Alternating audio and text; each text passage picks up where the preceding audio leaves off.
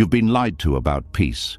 They told you it comes from changing life, from fixing every feeling, from making reality match your expectations. But if that were true, why does fighting what is only create more pain?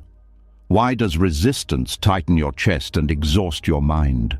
Why does control never feel like enough? The truth is simple but uncomfortable. Peace does not come from winning against reality. Peace comes when you stop fighting what is. For thousands of years, Buddhist wisdom has pointed to this quiet lesson. Suffering is not caused by life itself. It is created by our struggle with it, by saying this should be different, by rejecting the present moment and demanding another one instead. Monks and awakened teachers did not find peace through force or escape.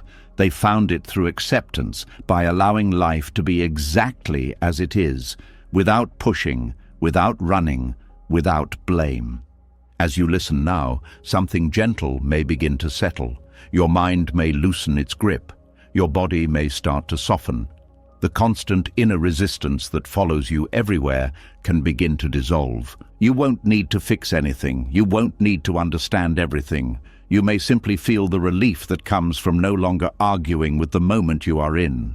This is not about giving up. It is about letting go, not of life, but of the war inside you. This is not just something to hear. It is a quiet shift in how you meet each moment. A return to a peace that was never missing, only resisted. Are you ready? Let's begin. Before we go deeper, notice what just happened. A small, quiet shift already took place. You stopped trying to get somewhere else and stayed here for a moment.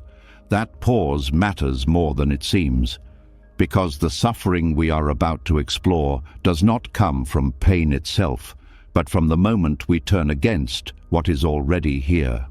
There is a word that sounds harmless, even responsible, a word people use every day without noticing the damage it causes. That word is should. It slips into your thoughts quietly. It pretends to help, but underneath it carries tension, judgment, and conflict. It is one of the most violent words the mind can use, not because it sounds harsh, but because of what it does to reality. When you say, "This should not be happening," you are not describing life. You are attacking it. You are placing yourself in opposition to the present moment, and the moment you do that, suffering is born. Not because the situation is unbearable, but because you are now fighting something that already exists. The mind uses should to rewrite reality. It creates an alternative version of the present, and then punishes you for not living in it. Your body reacts immediately. Muscles tighten. Breathing becomes shallow. The nervous system shifts into defense mode. Even if nothing outwardly dangerous is happening, the body feels under threat because the mind has declared war. This is invisible suffering. It does not leave bruises. No one else may notice it.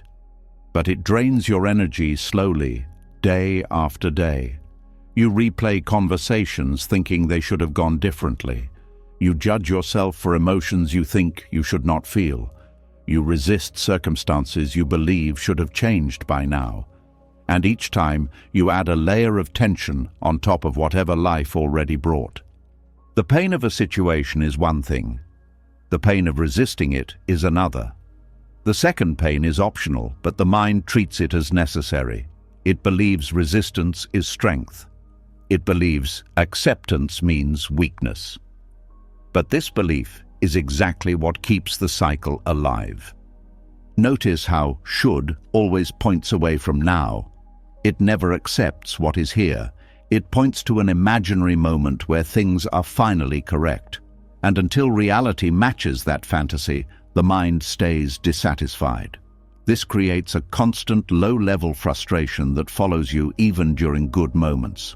You might be smiling on the outside while inside you are arguing with life. This inner argument is exhausting because reality always wins. The present moment does not negotiate. It does not explain itself. It does not bend to your expectations. When you fight it, you lose energy every time. And yet the mind keeps trying, convinced that one day resistance will pay off. This is where Buddhist insight becomes deeply practical. It does not ask you to like what is happening. It does not ask you to approve of harm or injustice. It asks something far more radical. Stop arguing with the fact that this moment exists. Stop adding a second layer of suffering on top of the first. When you drop the word should, something surprising happens. The body relaxes before the mind understands why. The breath deepens. The nervous system feels less threatened. This is because acceptance is not an idea. It is a physical signal of safety. When you stop fighting reality, the body receives the message that it no longer needs to defend. Most people think inner peace is achieved by changing thoughts, but the body does not respond to thoughts as much as it responds to resistance. The moment resistance softens, peace begins to emerge on its own. Not as happiness, not as excitement, but as relief. Relief is often misunderstood. It does not feel dramatic. It feels like putting something down, like realizing you do not have to hold your breath anymore. This is why acceptance feels strange at first. The mind is addicted to effort. It feels uncomfortable without something to fix. The word should also carries hidden judgment. When you say, "I should be better by now," you are not motivating yourself. You are rejecting yourself. You are telling your nervous system that who you are right now is unacceptable. This creates shame, not growth. Shame does not heal. It tightens, it hides, it delays. Growth comes from clarity, not force. And clarity only appears when you see reality without distortion. The moment you remove should, you can finally see what is actually happening instead of what you think should be happening. This clarity opens space for wise action. Resistance closes it. This is one of the hardest truths to accept. Fighting reality does not change it faster. It only delays your ability to respond intelligently. When you are busy arguing with what is, you cannot fully engage with what is needed. Acceptance is not passive. It is the ground from which effective action becomes possible. Think about how often your mind replays the past with should. That conversation should have gone differently. You should have known better. They should not have said that. Each replay keeps the nervous system stuck in a moment that no longer exists. The body reacts as if it is happening now. Stress hormones are released. The heart rate changes. You suffer again, not because of the past, but because of resistance to the past. Acceptance cuts this loop, not by erasing memory, but by removing the fight. When you accept that the past happened as it did, the emotional charge begins to loosen. The memory becomes information instead of a weapon. The same happens with the future. This should work out. I should not feel afraid. These thoughts create pressure before anything even happens. The body prepares for disappointment. Acceptance brings you back to now, where action is possible and fear loses its imagined power. One of the most misunderstood aspects of acceptance is that people think it means resignation. But resignation is heavy. Acceptance is light. Resignation says, "There is nothing I can do." Acceptance says, "This is what is happening and I will respond from clarity instead of panic." The violence of should lies in its demand that reality justify itself. But reality does not owe explanations.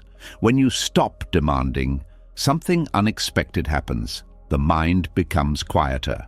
Not because you forced it, but because it no longer has an enemy to fight. You may notice that when resistance drops, emotions move faster. Sadness passes more easily. Anger rises and falls without getting stuck. This is because emotions are meant to move. Resistance freezes them. Acceptance lets them complete their cycle. This does not mean emotions disappear. It means they no longer define you. They become experiences instead of identities.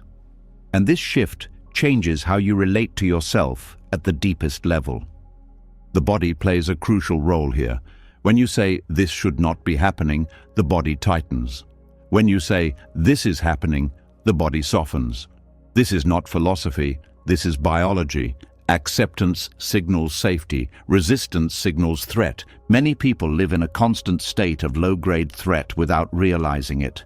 Not because their life is dangerous, but because their mind is constantly rejecting the present. Over time, this creates chronic stress, fatigue, and emotional numbness. Letting go of should is not just a mental practice. It is a form of deep rest. You do not need to replace should with positive thinking. That is just another form of resistance. You simply need to notice it. Awareness alone begins to dissolve its power. When you catch yourself saying, "This should be different," pause. Feel what happens in the body. That pause is the doorway. In that pause, you are no longer fighting. You are witnessing. And witnessing changes everything. The moment you stop being the opponent of your experience, you become its observer. From there, wisdom arises naturally. This is why acceptance feels like relief, not achievement. You do not earn it. You uncover it by removing what blocks it. Peace does not need to be created. It appears when the struggle stops. As this understanding settles, something else becomes clear. You begin to see how often suffering was optional. Not because pain could have been avoided, but because resistance was added automatically. This realization is not meant to create regret. It is meant to create freedom. Freedom begins the moment you stop asking life to be different before you allow yourself to be at ease. And from this place, something deeper is ready to unfold. Because once the violence of should is seen clearly, the next question naturally arises. If acceptance brings relief, why does the mind resist it so strongly? That question takes us forward. As the struggle with should loosens, a new tension often appears. A quiet fear rises in its place. If I stop fighting reality, does that mean I allow everything? If I accept what is, does that mean I excuse harm, tolerate injustice, or give up on change? This fear keeps many people stuck halfway, hovering between exhaustion and peace, unsure which step is safe to take. Acceptance is one of the most misunderstood ideas in inner work. Many people reject it not because they truly understand it, but because they confuse it with permission.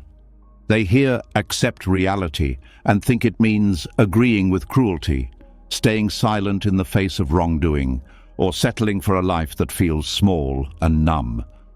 But acceptance, in its true sense, is none of these things. In fact, without acceptance, real change is impossible. To accept reality means to acknowledge what is happening without distortion. It means seeing clearly, not approving blindly. Approval is a moral stance. Acceptance is a perceptual one. When these two are confused, people either become rigid fighters or passive bystanders. Both positions are forms of resistance, just expressed differently. The mind often says, "If I accept this situation, it will never change." But look closely. What actually prevents change is denial, anger without clarity, and action driven by reaction. Acceptance removes these obstacles. It does not end movement. It refines it. Think about how the body responds to injury. When you deny pain or push through it with force, the injury often worsens. When you acknowledge it fully, you can respond wisely. Acceptance works the same way in life. You cannot heal what you refuse to see. You cannot transform what you are busy arguing with. There is also a hidden emotional charge behind rejecting acceptance. It often comes from the belief that suffering proves you care, that if you are not angry, you must be indifferent. If you are not fighting, you must be weak. This belief is deeply ingrained, but it confuses intensity with integrity. True care does not require inner violence. You can care deeply without being consumed. You can act powerfully without being driven by rage. Acceptance allows this balance. It removes the noise that clouds judgment. When someone experiences harm or injustice, the first response is often emotional resistance. Anger arises, fear arises, the nervous system goes into alarm. This reaction is natural. Acceptance does not suppress it. Acceptance allows it to be felt without being obeyed blindly.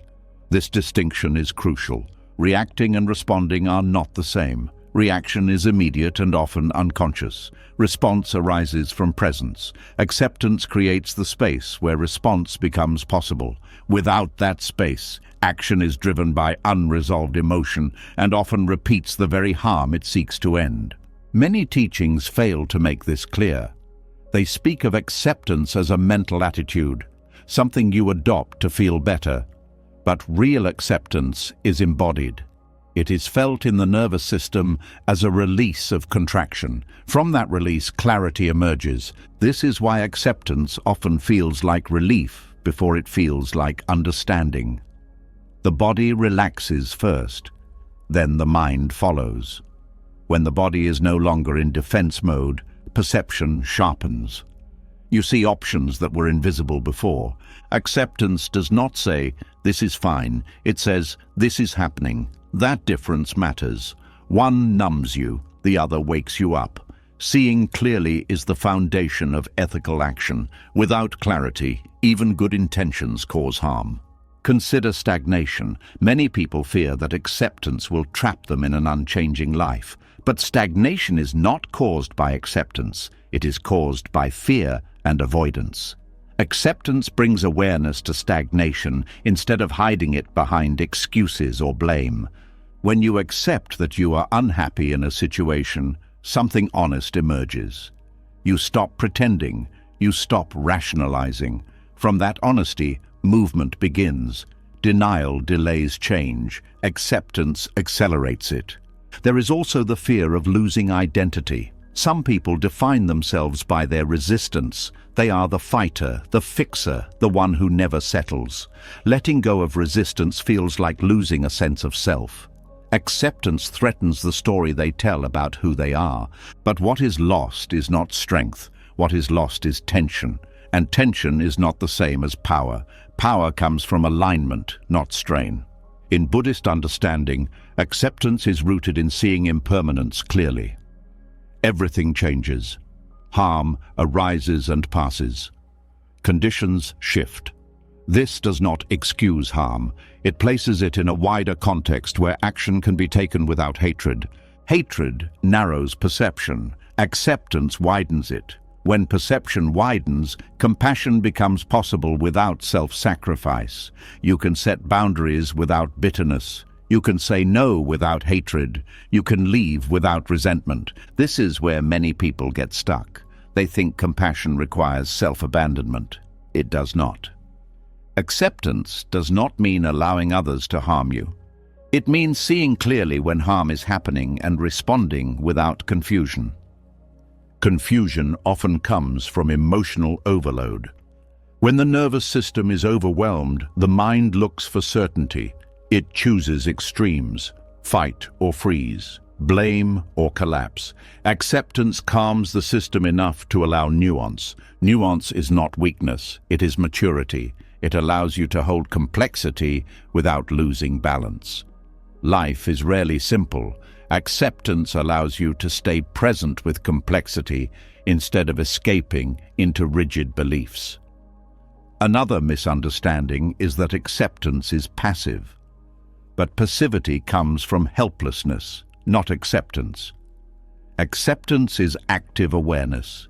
It requires courage to face reality without turning away. It requires strength to remain present without numbing or attacking. When you truly accept a situation, you are no longer wasting energy denying it. That energy becomes available for action. This is why acceptance often precedes decisive change. People who accept reality deeply often act with precision rather than panic. Look at moments in your life where real change happened. Often it began with a clear acknowledgement, this is not working. That acknowledgement was acceptance. Not approval, not defeat, but honesty. Honesty is the bridge between acceptance and action. Without honesty, acceptance becomes avoidance. Without acceptance, honesty becomes aggression. Together, they create wisdom. There is also a collective aspect to this misunderstanding. Many cultures glorify struggle. They praise burnout. They equate worth with effort. In such environments, acceptance looks like laziness. But burnout does not improve the world. Clear, grounded action does. Acceptance allows you to act from values instead of reactions. When you are not consumed by inner conflict, you can choose how to respond. You can decide when to speak and when to be silent, when to stay and when to leave. This is especially important when facing injustice. Rage can draw attention, but sustained change requires clarity. Acceptance keeps the heart open while the mind remains sharp. It prevents you from becoming what you oppose. There is a quiet confidence that comes from acceptance, not the loud confidence of domination, but the steady confidence of alignment. You trust yourself because you are no longer lying to yourself about what is happening. This trust changes how you move through the world. You stop forcing outcomes. You stop trying to control others. You focus on what is within your reach. This focus is not limitation. It is effectiveness. Acceptance also reveals responsibility clearly. When you stop blaming reality for being what it is, you see where your influence begins and ends. This clarity prevents both guilt and arrogance. You do what you can, and you let go of what you cannot. Many people fear that letting go will make them careless. In reality, it makes them precise. You stop spreading yourself thin. You act where it matters. Acceptance is not the end of the path. It is the ground beneath it. Without that ground, every step is unstable. With it, movement becomes natural. As this understanding deepens, another layer becomes visible. If acceptance is so freeing, why does the mind cling to suffering? Why does it return again and again to familiar pain instead of stepping into the unknown calm of acceptance? That question leads us forward into the deeper mechanics of the mind itself. As acceptance becomes clearer, another puzzle quietly reveals itself. If peace is available when resistance ends, why does the mind keep returning to struggle? Why does it step back into old patterns even after tasting relief? The answer is not weakness, it is familiarity, and familiarity can feel safer than freedom. There is a strange comfort in pain that is known. Even when it hurts, it has shape, it has a story, it has rules. Uncertainty, on the other hand, has none. The mind does not know how to stand on ground it cannot predict, so it reaches backward, not because the past was better, but because it was familiar. The ego is not evil. It is a survival mechanism that formed when safety depended on predictability.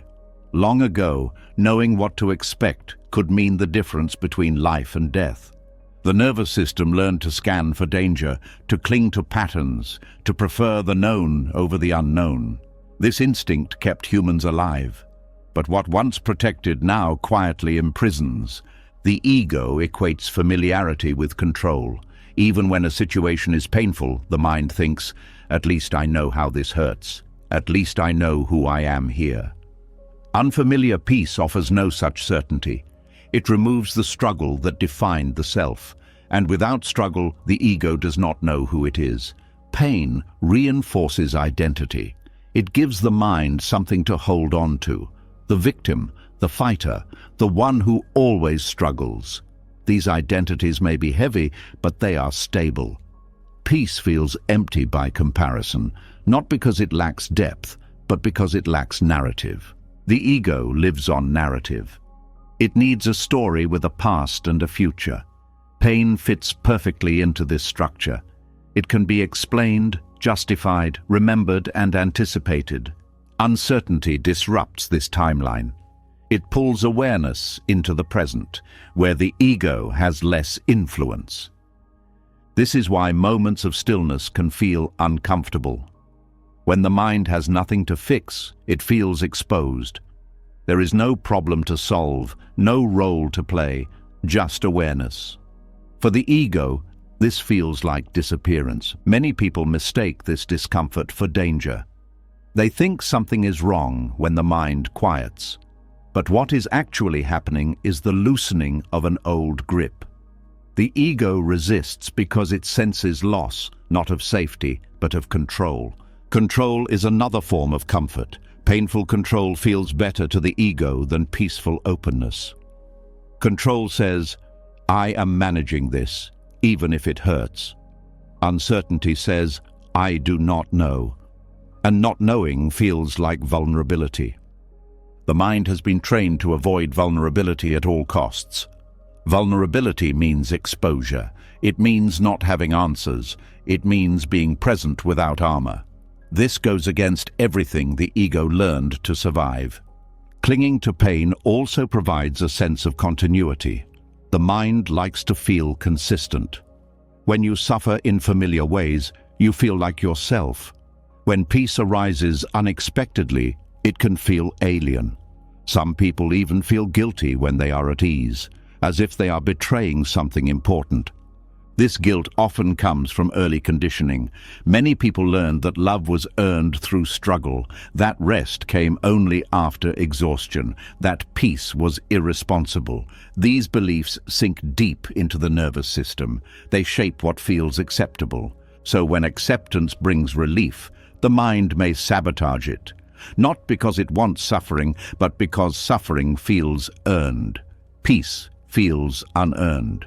And the ego does not trust what it did not work for. There is also the fear of loss, hidden beneath clinging.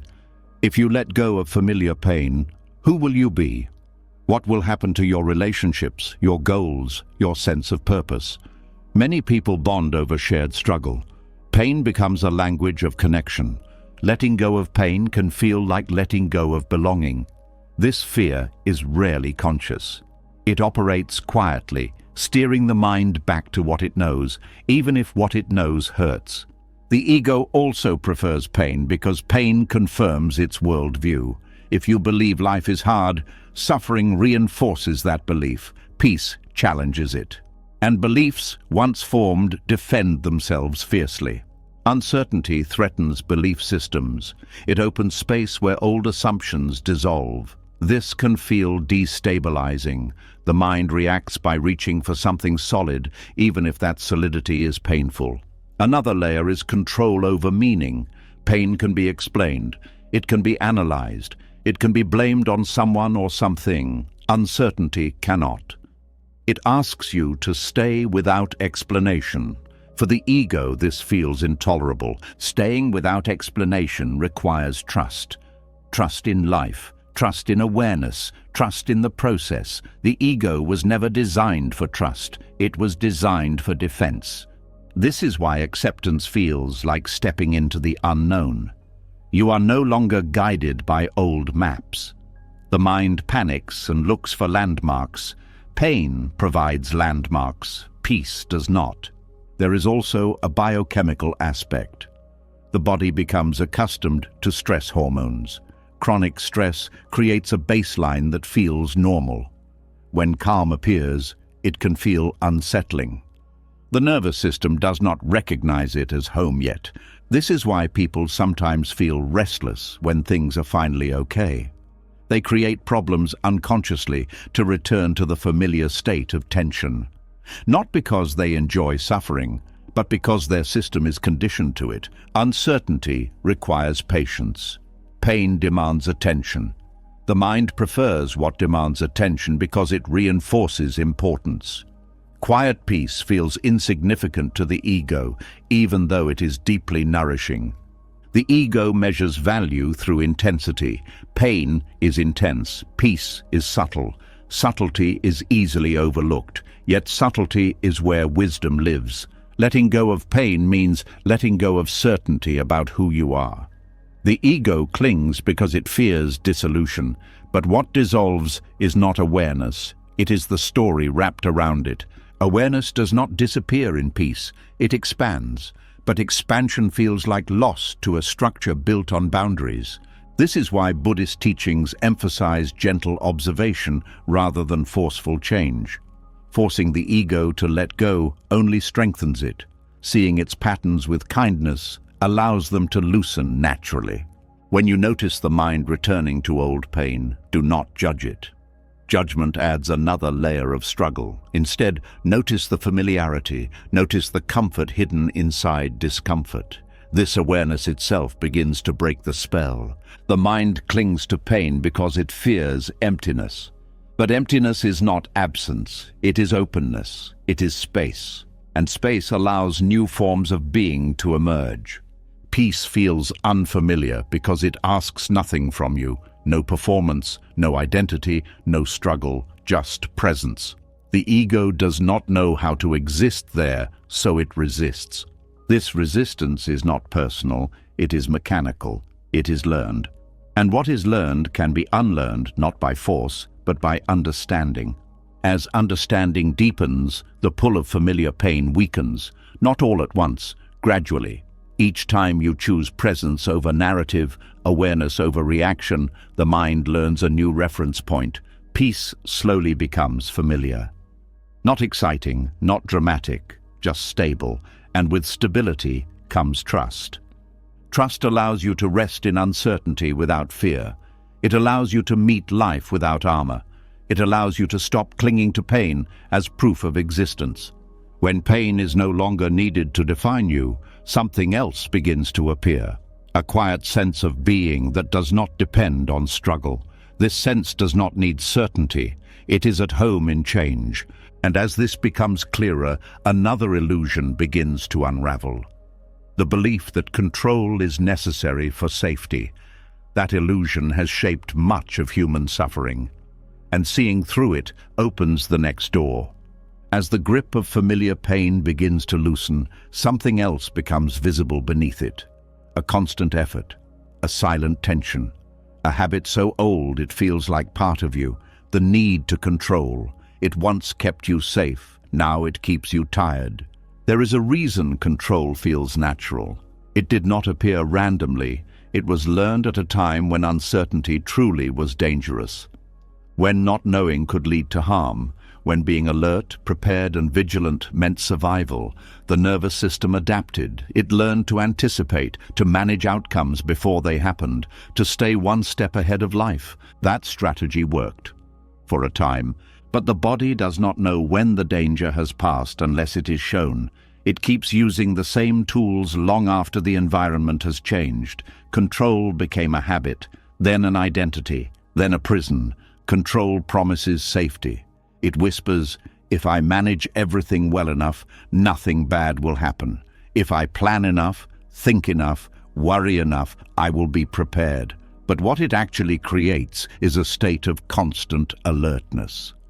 The nervous system never rests because it believes rest is risky. This is why control feels exhausting. It requires continuous effort. The mind scans for problems even in calm moments. The body stays slightly tense even when there is no threat. Over time, this low-grade stress becomes the background of life. You forget what ease feels like. The illusion of control is convincing because it sometimes works. You plan and things go smoothly. You prepare and avoid mistakes. These moments reinforce the belief that control equals competence. But what is missed is the cost. The cost is carried quietly in the body. The shoulders that never fully drop. The jaw that stays tight. The shallow breath.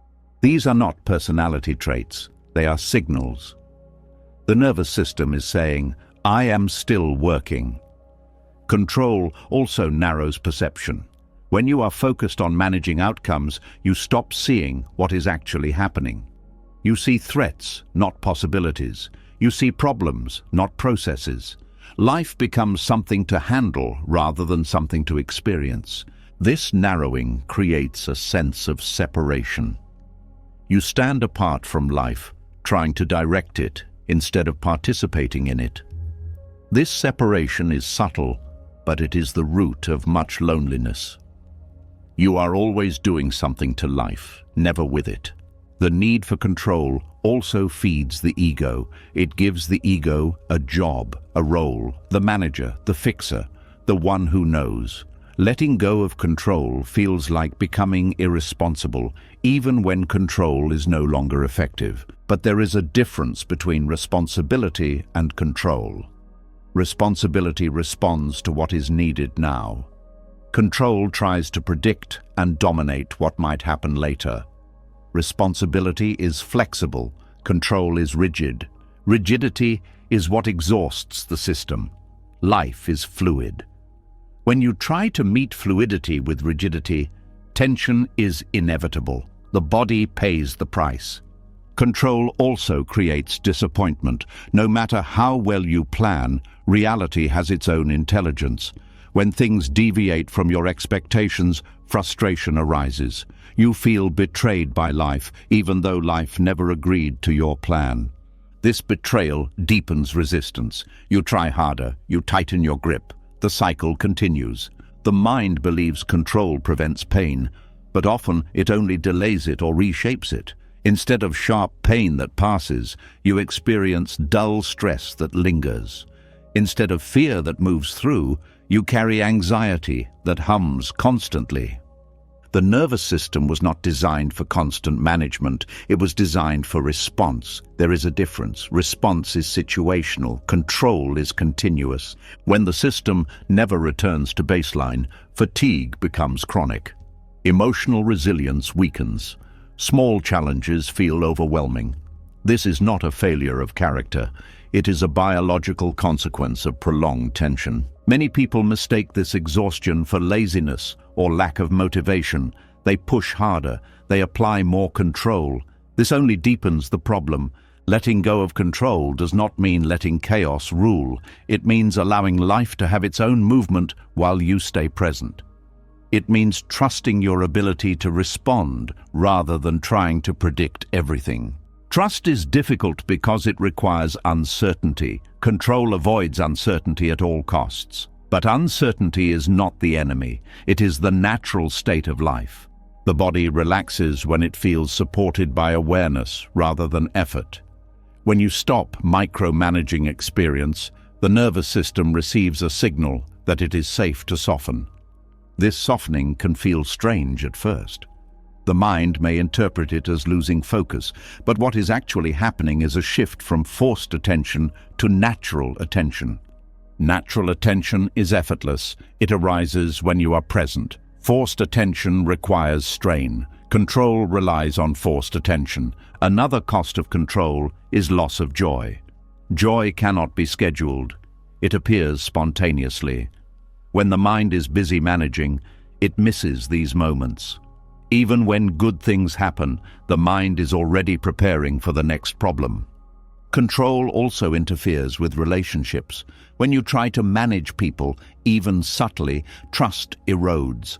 Others feel it. They may comply, but connection weakens. True connection requires presence, not management. The illusion of control also hides fear. Beneath the need to control is often the belief that you cannot handle what arises. Control says, I must prevent this because I cannot meet it. Letting go reveals a deeper truth. You are more capable than you think. Capability is not about predicting. It is about presence. When you are present, responses arise naturally. You do not need to plan them in advance. This is why moments of crisis sometimes bring clarity. Control drops because it cannot keep up. Presence takes over. People often act wisely in these moments, surprising themselves. This wisdom was always there, but control drowned it out. The ego resists letting go because control gives it relevance. Without control, the ego feels unnecessary. But what disappears is not intelligence. It is interference. Intelligence operates best when it is not forced. When you stop controlling, you do not become passive. You become attuned.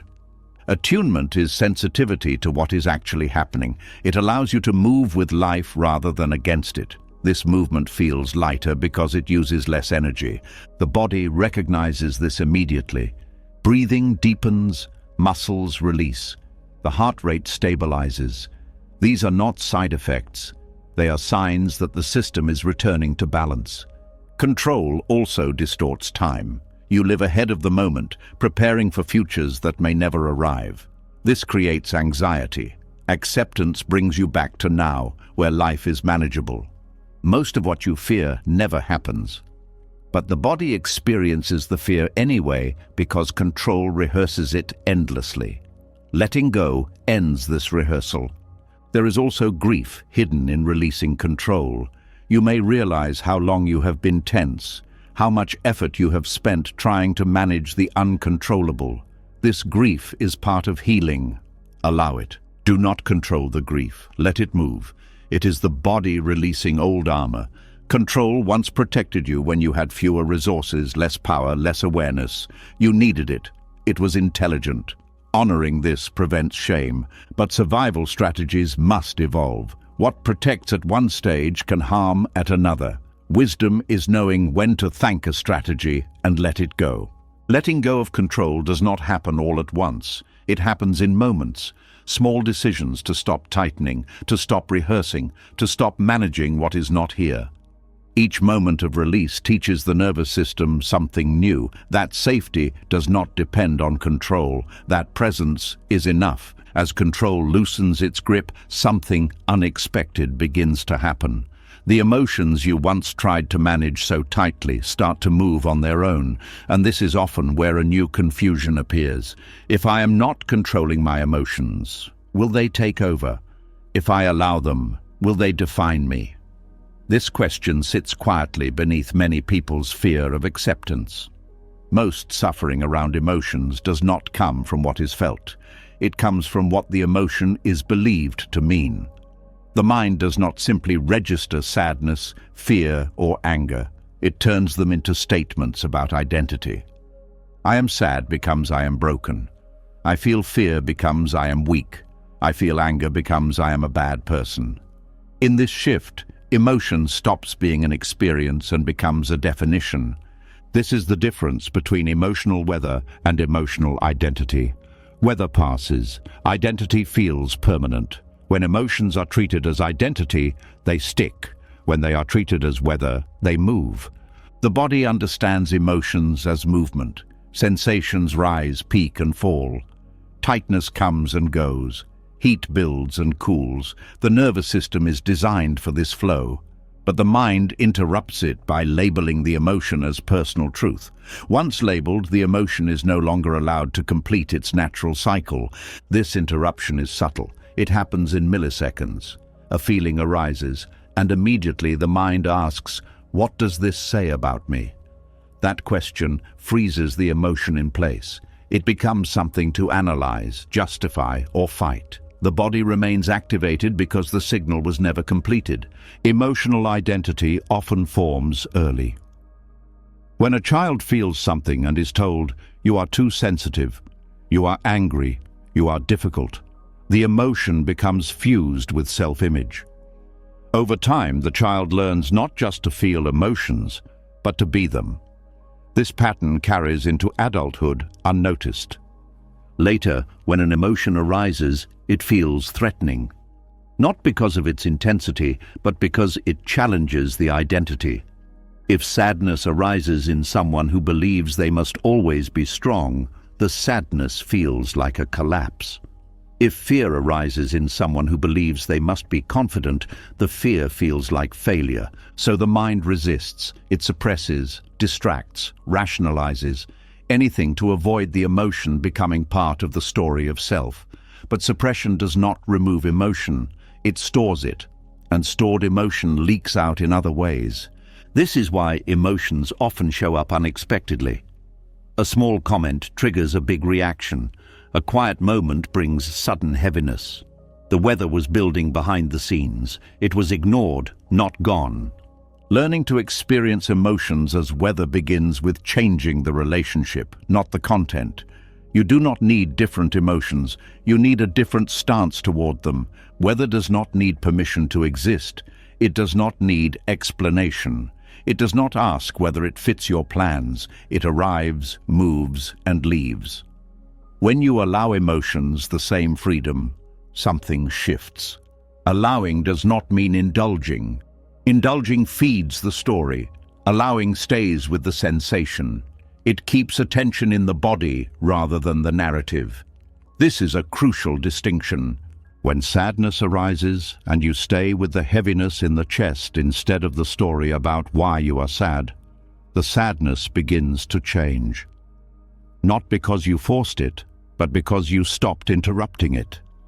The mind wants to know why. It believes understanding will bring relief. Sometimes it does, often it does not. The body does not need explanation to release, it needs presence. Presence means staying with sensation without judgment. Not good, not bad, just here. This neutrality is uncomfortable at first because the mind is used to reacting, but neutrality allows the nervous system to process emotion fully. Emotional identity thrives on interpretation. Emotional weather dissolves in observation. The more you observe, the less personal the emotion feels, not because you detach, but because you see clearly. Seeing clearly reveals something surprising. Emotions are not who you are. They are events happening within awareness. Awareness remains unchanged as emotions pass through. This realization is not philosophical, it is experiential. At first, this realization may feel distant. You may understand it intellectually, but still feel overwhelmed emotionally. This is normal. The nervous system needs repetition to learn safety. Each time you stay with an emotion without becoming it, the system learns that feeling is not danger. This learning rewires patterns built over years. It is gentle work. Forcing detachment creates numbness. Allowing creates resilience. Emotional identity also keeps emotions alive through resistance. When you say, "I should not feel this," the emotion tightens. When you say, "This is here right now," the emotion has space to move. Space is what emotions need. They do not need fixing, they need room. Many people fear that if they stop identifying with emotions, they will lose passion or depth. But identity is not depth. Presence is depth. When emotions are allowed to flow, they become richer, not flatter. Joy feels lighter because it is not clung to. Sadness feels cleaner because it is not resisted. Anger feels clearer because it is not suppressed or acted out blindly. This clarity changes behavior naturally. You do not need to control emotions to act wisely. When emotions are felt fully, they inform action without hijacking it. This is especially important with difficult emotions. Fear can signal boundaries. Anger can signal violation. Sadness can signal loss. When emotions are treated as weather, their information remains intact without becoming destructive. Emotional identity, on the other hand, distorts information. Fear becomes avoidance, anger becomes aggression, sadness becomes withdrawal. The message is lost in the story. There is also relief in not having to perform emotional consistency. You do not have to always feel the same. You do not have to match yesterday's mood. You do not have to explain today's feeling. Emotions change because conditions change. This is not instability. It is responsiveness. The mind prefers stability of identity because it feels controllable, but emotional life is dynamic. Trying to freeze it creates tension. Letting it move creates balance. This balance allows you to be intimate with life without being consumed by it.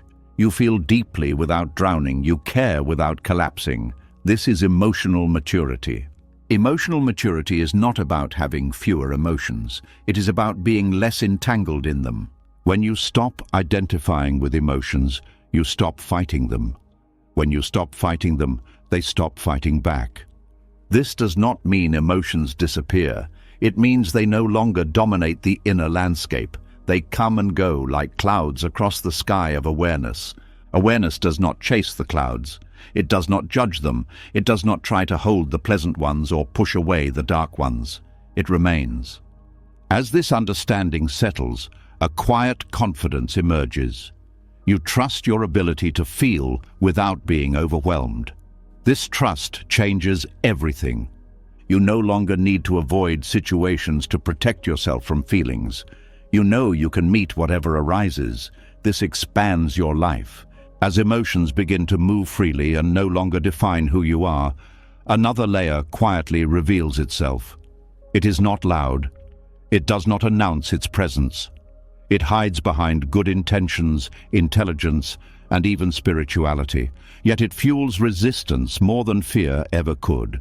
It is the belief, often unconscious, that you know better than reality. This belief does not feel like pride in the usual sense. It does not walk around boasting or demanding attention. It is subtle, it whispers, it shows up as frustration when life does not unfold according to plan, as impatience with emotions that arise uninvited, as the quiet thought, "This should not be happening to me."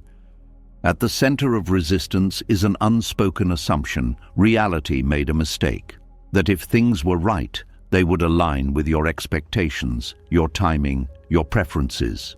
This assumption places the mind above life itself. It says, "My interpretation is more accurate than what exists." This is not logical arrogance. It is existential arrogance. It is the refusal to bow to the fact of the moment. The mind does this to preserve identity. If reality contradicts your expectations, then your understanding feels threatened. Rather than adjusting understanding, the mind rejects reality. This rejection feels like strength, but it is actually fragility. True humility is not thinking less of yourself. It is seeing clearly that life does not revolve around your narrative. When humility is absent, resistance becomes the default response. Resistance says, "This moment is wrong." Acceptance says, "This moment is here." The difference between these two sentences is the difference between suffering and peace. Hidden pride often disguises itself as discernment. You tell yourself you are not resisting, you are just being realistic. But realism does not argue with what exists. It responds to it. There is also moral pride embedded in resistance. You believe you would not feel this way if things were fair, that life should reward effort, goodness, or understanding. When it does not, resentment grows. Resentment is pride in pain. It says, "I deserve better than this," and perhaps you do. But reality does not operate on deserving. It operates on causes and conditions. Buddhist insight does not deny injustice or suffering. It points out something more uncomfortable. Insisting that reality obey your moral framework does not reduce suffering. It adds another layer to it. The ego wants to be right more than it wants to be free. Being right preserves the self-image. Freedom dissolves it. This is why people often cling to grievances long after the situation has ended. Letting go would mean admitting that the resistance was unnecessary, that the pain was partly self-created. The ego would rather carry pain than admit it misjudged. Hidden pride also appears in spiritual language. Thoughts like, "I should be more peaceful by now," or "I understand this teaching, so I should not feel this way." These thoughts elevate the self above the moment. They imply mastery over experience rather than participation in it. But life does not respond to mastery. It responds to openness. The moment you believe you should be beyond a certain feeling, you separate yourself from reality again. The body does not care how enlightened you think you are. It responds to presence, not concepts. Resistance fueled by pride often feels righteous. You believe you are protecting standards, values, or self-respect. But look closely. Is the resistance reducing suffering or reinforcing it? Often resistance tightens the body, sharpens the mind, and narrows perception. These are not signs of wisdom. They are signs of defense. Defense is rooted in fear of being wrong, weak, or insignificant. Pride steps in to cover that fear. It creates distance between you and experience. Distance feels safe, but it is isolating. You stand outside of life, judging it, instead of standing within it, responding to it. This distance also blocks compassion. When you believe you know better than reality, you believe you know better than others. You become impatient with their pace, their choices, their emotions. Even kindness becomes conditional. True compassion arises when you recognize that you are not above the conditions shaping behavior. You are within them. This recognition dissolves superiority and replaces it with understanding. Hidden pride also resists vulnerability. Accepting reality often means admitting confusion, pain, or limitation. Pride avoids this by insisting on control, explanation, or blame. Blame is another form of arrogance. It says, someone should have known better, someone should have prevented this. Sometimes this is true, often it is irrelevant. Blame keeps attention outward. Acceptance brings attention inward. Not to self-judgment, but to awareness. The pride of resistance also shows up as impatience with the present. You want the lesson without the process, the resolution without the discomfort. This impatience rejects the intelligence of unfolding. Life does not rush. It does not skip steps. When you resist the pace of change, you resist reality again. This resistance creates tension in the nervous system because the body is trying to be where the mind refuses to be. The body is here. The mind insists on elsewhere. This split creates stress. The body feels pulled. Over time, this pull becomes chronic. Letting go of hidden pride feels like surrender, but it is actually alignment. You align perception with what is rather than what should be. Alignment does not mean agreement. It means accuracy. Accuracy allows appropriate response. Pride distorts accuracy by filtering reality through expectation. When pride softens, curiosity emerges. Instead of saying, "This should not be happening," you begin to ask, "What is actually happening?" This question opens awareness. Curiosity is the opposite of arrogance. It does not assume knowledge. It listens. Listening to reality does not make you passive. It makes you informed. Another layer of hidden pride is the belief that suffering is personal, that this is happening to me. This belief centers the self as the axis of experience. Acceptance decouples experience from identity. Events happen. Conditions arise. They are not commentary on your worth. When this is seen clearly, resistance weakens. You stop taking life personally, not because you disconnect, but because you see the bigger picture. Seeing the bigger picture does not erase pain, it contextualizes it.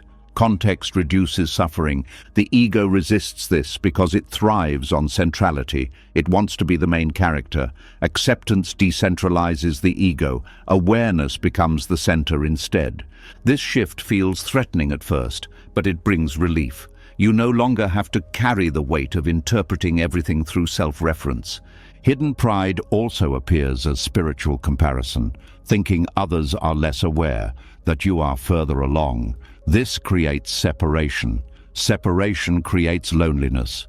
True understanding dissolves hierarchy. You see different expressions of the same human condition. When resistance falls away, humility naturally arises. Not forced humility, natural humility. The kind that recognizes mystery. Mystery does not threaten awareness, it humbles the ego. Accepting mystery allows peace to deepen. You stop needing answers for everything. You stop correcting reality. This does not make you indifferent, it makes you present. Presence reveals intelligence beyond the thinking mind. This intelligence does not argue, it responds. When you stop insisting that reality should be different, energy previously used for resistance becomes available. This energy shows up as clarity, compassion, and grounded action. Pride collapses not through humiliation, but through understanding. You see that resisting what is does not make you strong. It makes you tired. The moment you see this clearly, something softens. The need to be right loosens. The need to control diminishes.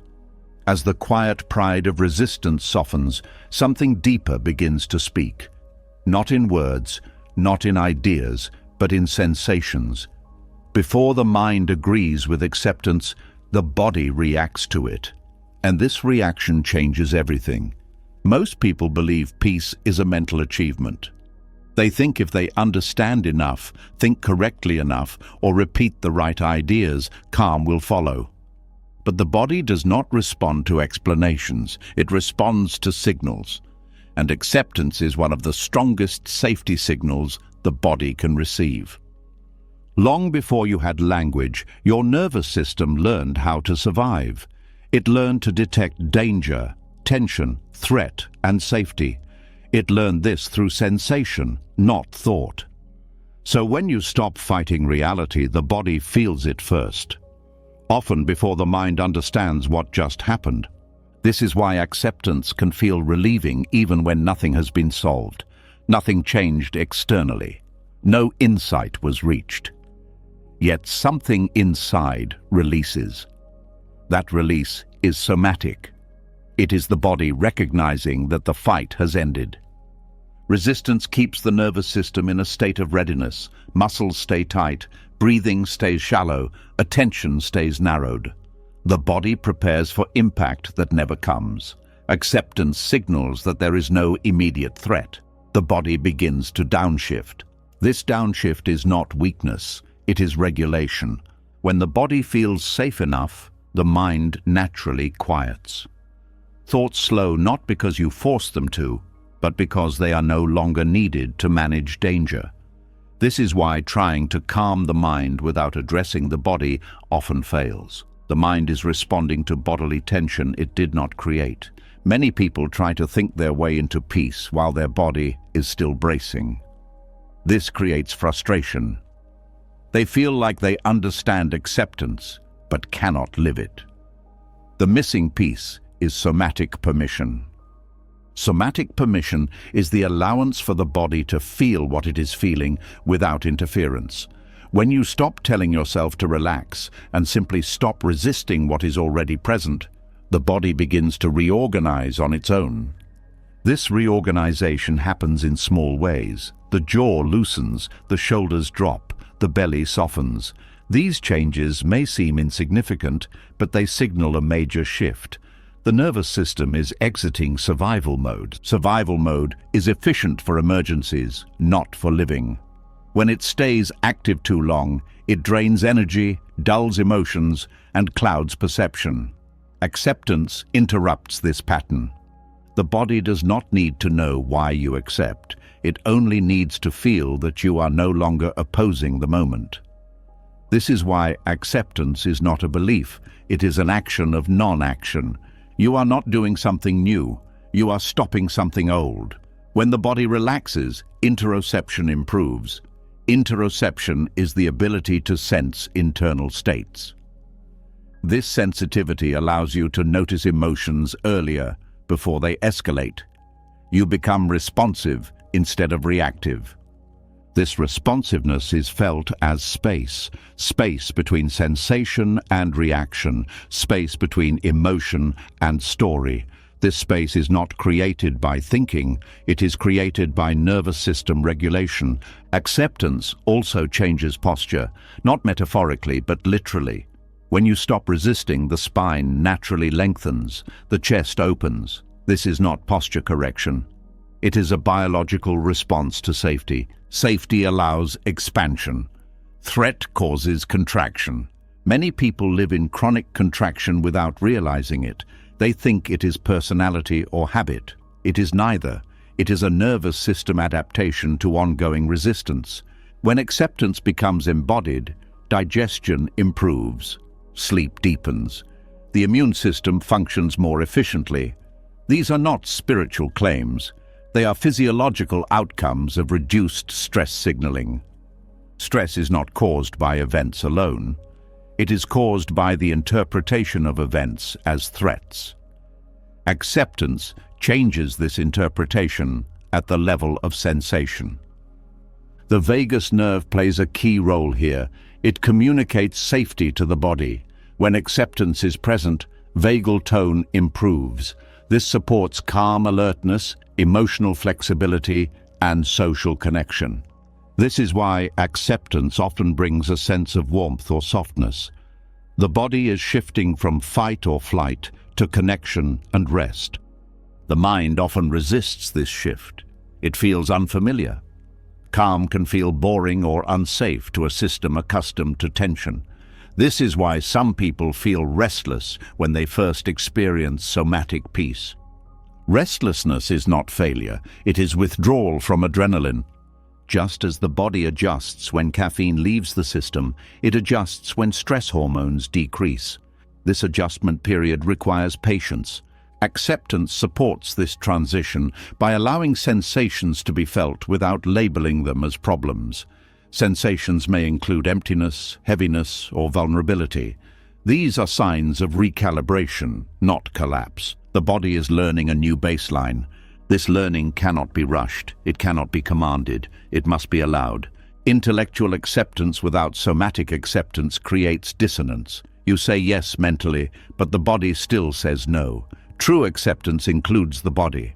This is why simple practices like slowing the breath, softening the gaze, or allowing stillness are powerful. They are not techniques to fix yourself. They are invitations for the body to remember safety. When the body feels safe, emotions become easier to feel. They move without overwhelming. The mind stops bracing against them. This is where peace deepens. Not as an idea, but as a state. Peace is not the absence of sensation, it is the absence of resistance to sensation. The body knows this instinctively. Animals do not resist their internal states. They shake, discharge, rest, and move on. Humans interrupt this process with thought. Acceptance restores the body's natural rhythm. This rhythm includes cycles of activation and rest. Without acceptance, activation never fully resolves. The body remains half awake, half defensive. With acceptance, rest becomes complete. Sleep becomes restorative. Waking becomes clearer. You begin to trust the body again. You stop treating it as something to control or override. You listen. Listening to the body does not make you passive. It makes you attuned.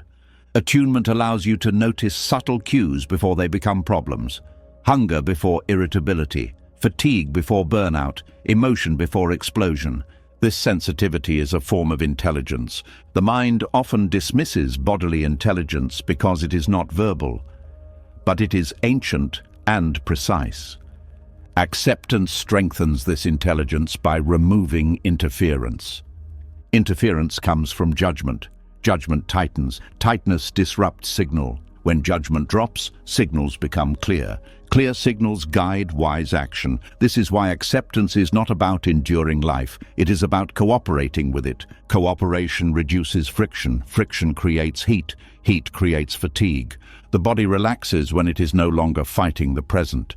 This relaxation does not mean collapse. It means readiness without tension. Athletes understand this. The best performance comes from relaxed alertness, not strain. Life works the same way. When acceptance becomes embodied, the mind naturally changes. Thoughts become less urgent. Stories lose intensity. You do not need to argue with them. They pass. The body teaches the mind that safety does not require control. Over time, this learning becomes stable. You carry calm into situations that once triggered you. Not because you hardened, but because you softened. Softness is often mistaken for weakness, but in the body, softness allows movement. Rigidity breaks. This is why acceptance is resilient. It bends without snapping. As the body continues to learn safety, another fear may arise. A fear of losing the story you tell about yourself. A fear that without struggle you will disappear. This fear is not mental, it is somatic. It is felt as emptiness or uncertainty in the chest or belly. Meeting this fear requires the same approach. Allowing, staying, not filling the space with meaning too quickly, because that space is not absence, it is openness. And openness is where the next transformation begins. As the body learns to soften and the nervous system begins to trust stillness, a new kind of fear often surfaces. It is not sharp. It does not rush the heart. It feels quiet, hollow, and unsettling. It is the fear that without struggle, without tension, without the familiar inner commentary, something essential will be lost. This fear does not come from the mind alone, it comes from identity. Most people do not realize how much of their sense of self is built from stories. Stories about who they are, what they have endured, what they are becoming, and what must still be fixed. These stories create continuity. They explain the past and justify the future. They give meaning to effort and suffering, and they provide a sense of existence. Non-acceptance protects these stories. When reality challenges the narrative, resistance rises automatically.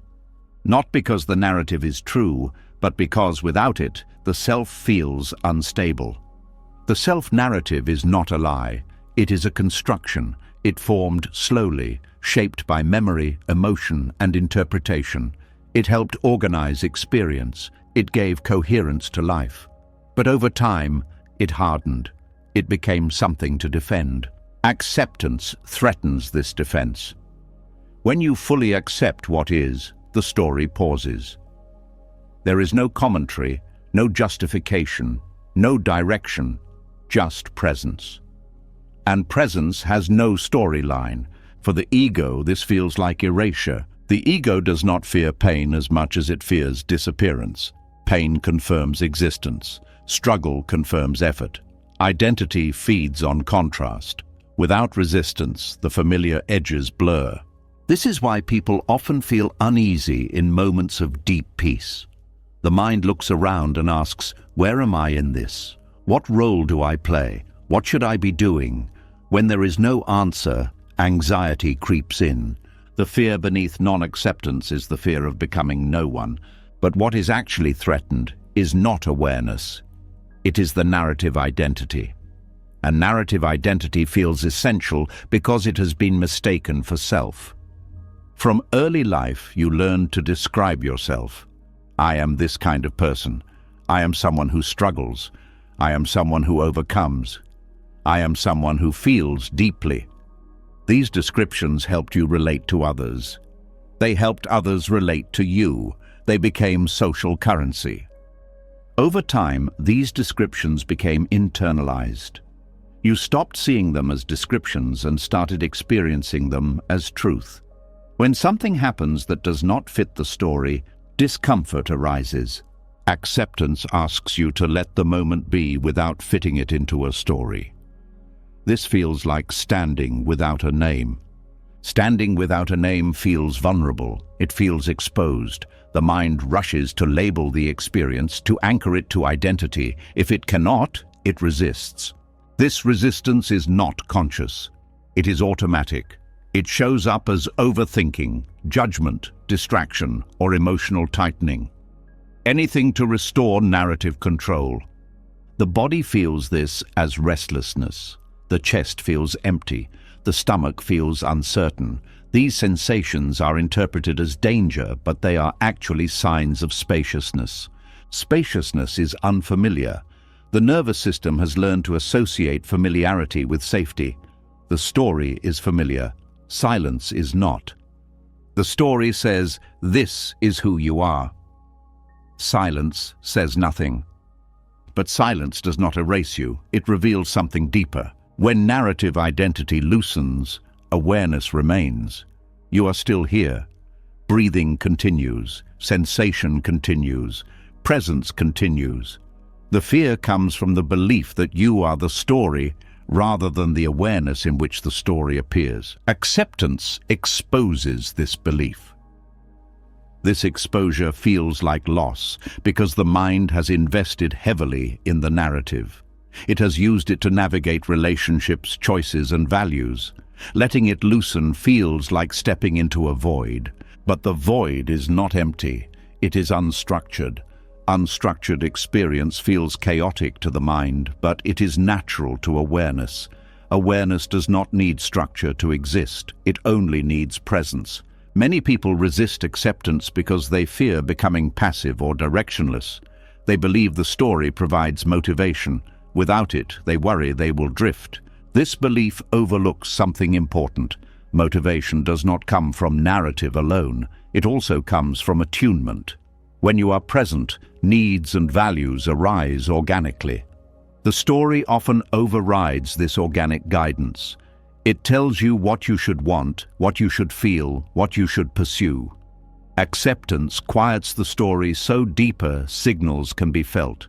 These signals are subtle. They do not shout. They do not justify themselves. They require listening. Listening without interpretation feels risky to the ego. The ego wants certainty. It wants to know where this is going. Acceptance offers no guarantees. It offers presence. Presence feels like groundlessness at first. There is no plan to hold on to, no identity to lean on. This is why non-acceptance persists, even when it hurts. Pain with identity feels safer than peace without it. The fear of losing the narrative is also the fear of losing control over meaning. The story explains why things happen. Without it, events are just events. This neutrality feels unsettling. Meaning gives comfort. It makes suffering feel purposeful. Acceptance does not remove meaning, but it stops forcing it prematurely. Forcing meaning is another form of resistance. It fills space that could otherwise allow understanding to emerge naturally. When acceptance is present, meaning arises slowly, if at all, and sometimes no meaning is needed. Life simply unfolds. This simplicity is deeply threatening to a mind trained to analyze and interpret. The self-narrative also carries unresolved emotional energy. Pain that has not been felt fully becomes part of the story. Letting go of the story means letting the pain surface without explanation. This feels dangerous. The mind prefers to keep pain packaged in narrative form rather than feeling it directly. Acceptance opens the package. This opening requires courage, not dramatic courage, but quiet willingness. Willingness to feel without knowing who you are in the feeling. When you allow this, something unexpected happens. The fear does not grow, it softens. The emptiness fills with presence. The body relaxes into the unknown. You discover that you do not disappear without the story. You become more available. Available to sensation. Available to connection. Available to life. The self-narrative often isolates. It separates you from others by reinforcing difference. Acceptance dissolves some of these boundaries. You feel more human, less defined. This can feel disorienting. It can also feel relieving. Relief comes from no longer having to perform an identity. You do not need to be consistent. You do not need to be coherent. You can respond to what is here now. This responsiveness feels alive. It does not rely on memory. It does not project into the future. It moves with conditions. The ego resists this because it cannot predict it, but awareness thrives in it. As acceptance deepens, the story does not vanish completely. It becomes lighter. It is used when needed and set down when not. It stops being the center. The fear of losing the narrative gradually transforms into curiosity. Who am I without this story? What remains? What remains is presence, quiet, stable, unmoved by content. This presence was always here, beneath the narrative. It was obscured by identification, not absent. Seeing this is not an intellectual conclusion. It is a lived shift. It happens in moments when you stop referencing the story and simply are. These moments may be brief at first. That is enough. Each time you rest in presence without narrative, the fear loses credibility. The nervous system learns that identity is not required for safety. This learning changes how you relate to experience. You no longer need to defend who you are. You can meet what is without armor. This does not erase personality or values. It frees them from rigidity. Freedom feels spacious. Spaciousness feels unfamiliar, but familiarity grows with exposure. As the grip of the self-story loosens, another habit quietly comes into view. A habit that once looked like discipline, responsibility, even virtue. The habit of needing life to be clean, resolved, and perfectly arranged before you can relax. When that habit weakens, something unexpected appears underneath it. Life is messy, and it always has been. Perfectionism is not the love of excellence, it is the fear of disorder. It is the belief that peace will arrive once everything is fixed, understood, and placed in the right order. This belief feels reasonable. It promises safety, but it quietly turns life into a problem that is never solved. The need for things to be neat is deeply connected to identity. When the inner story loosens, perfectionism often rushes in as a replacement structure. If I can just organize my thoughts, heal my wounds, improve my habits, then I will finally be okay. This promise keeps the mind busy and the nervous system tense. Buddhist wisdom points in the opposite direction. It does not say clarity comes from control. It says clarity comes from seeing what is, even when what is looks unfinished, contradictory, or uncomfortable. Life does not unfold in straight lines. It moves in loops, reversals, and pauses. Perfectionism resists this movement. It wants progress to be visible and permanent. It wants healing to be linear. When life does not cooperate, frustration arises. That frustration is not caused by disorder. It is caused by the refusal to allow disorder. Disorder feels threatening because it cannot be predicted. The mind does not know how to orient itself when there is no clear path. So it creates rules, standards, expectations. These give a sense of direction, but they also create rigidity. Rigidity breaks under pressure. Life applies pressure constantly. Perfectionism also disguises itself as self-improvement. You tell yourself you are just trying to be better. But look closely. Is the effort fueled by curiosity or by dissatisfaction, by openness or by rejection of who you are now? When improvement is driven by rejection, it never ends. There is always another flaw to fix, another layer to clean up. Peace remains conditional. Conditional peace is fragile. It depends on outcomes. Unconditional peace depends on relationship. Your relationship to messiness determines your freedom.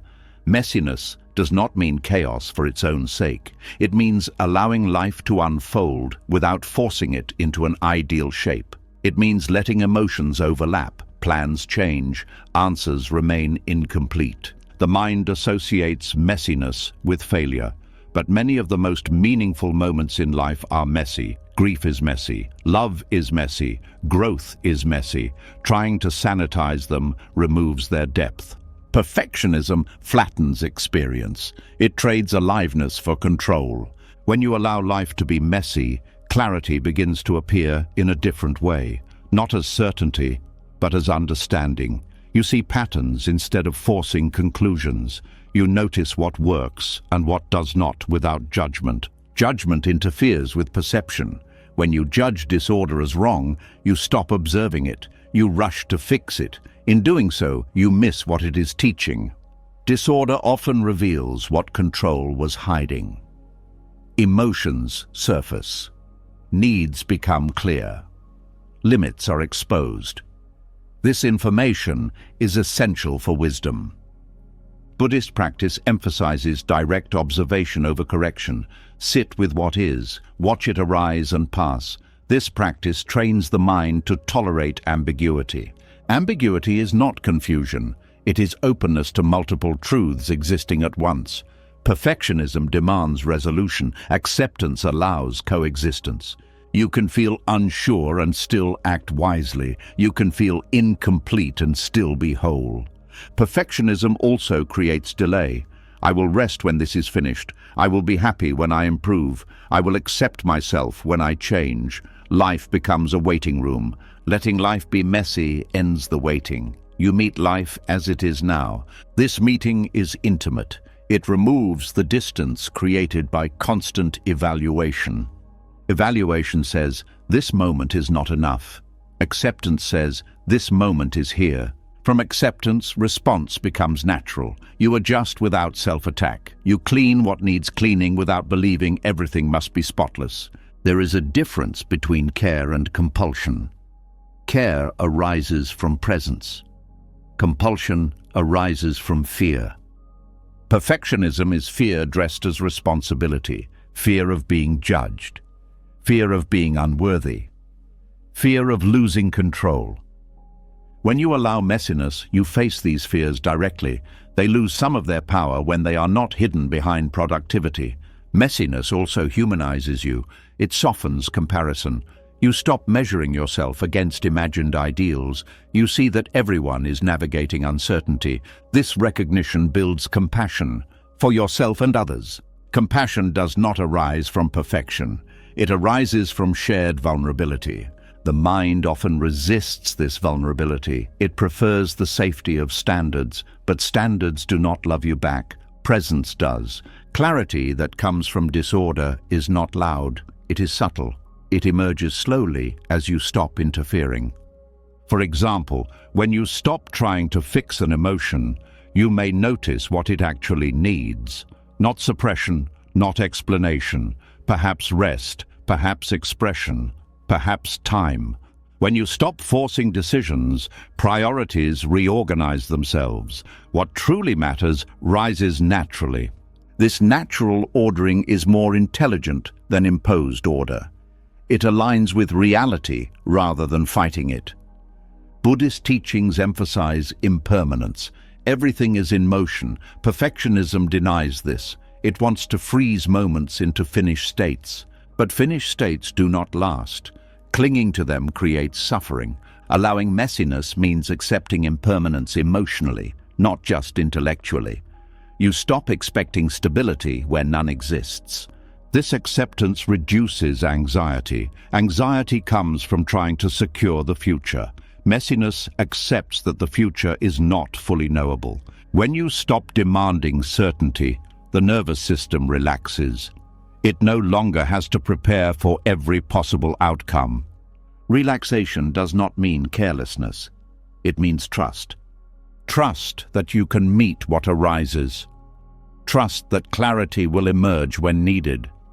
This trust grows through experience. Each time you allow disorder without collapsing, confidence builds. Confidence not in outcomes, but in presence. Letting life be messy also means allowing yourself to be inconsistent. You do not have to always respond the same way. You are allowed to learn. Learning requires mistakes. Mistakes require tolerance of imperfection. Perfectionism punishes mistakes. Acceptance integrates them. Integrated experience becomes wisdom. Wisdom is not clean. It is layered. It holds contradictions. You can be both strong and unsure, both peaceful and grieving, both clear and confused. Trying to resolve these contradictions too quickly creates inner conflict. Allowing them to coexist creates depth. Depth is where meaning lives. The Buddhist path does not aim for a flawless self. It points to freedom from the need to be flawless. Freedom feels light. It allows laughter at your own messiness.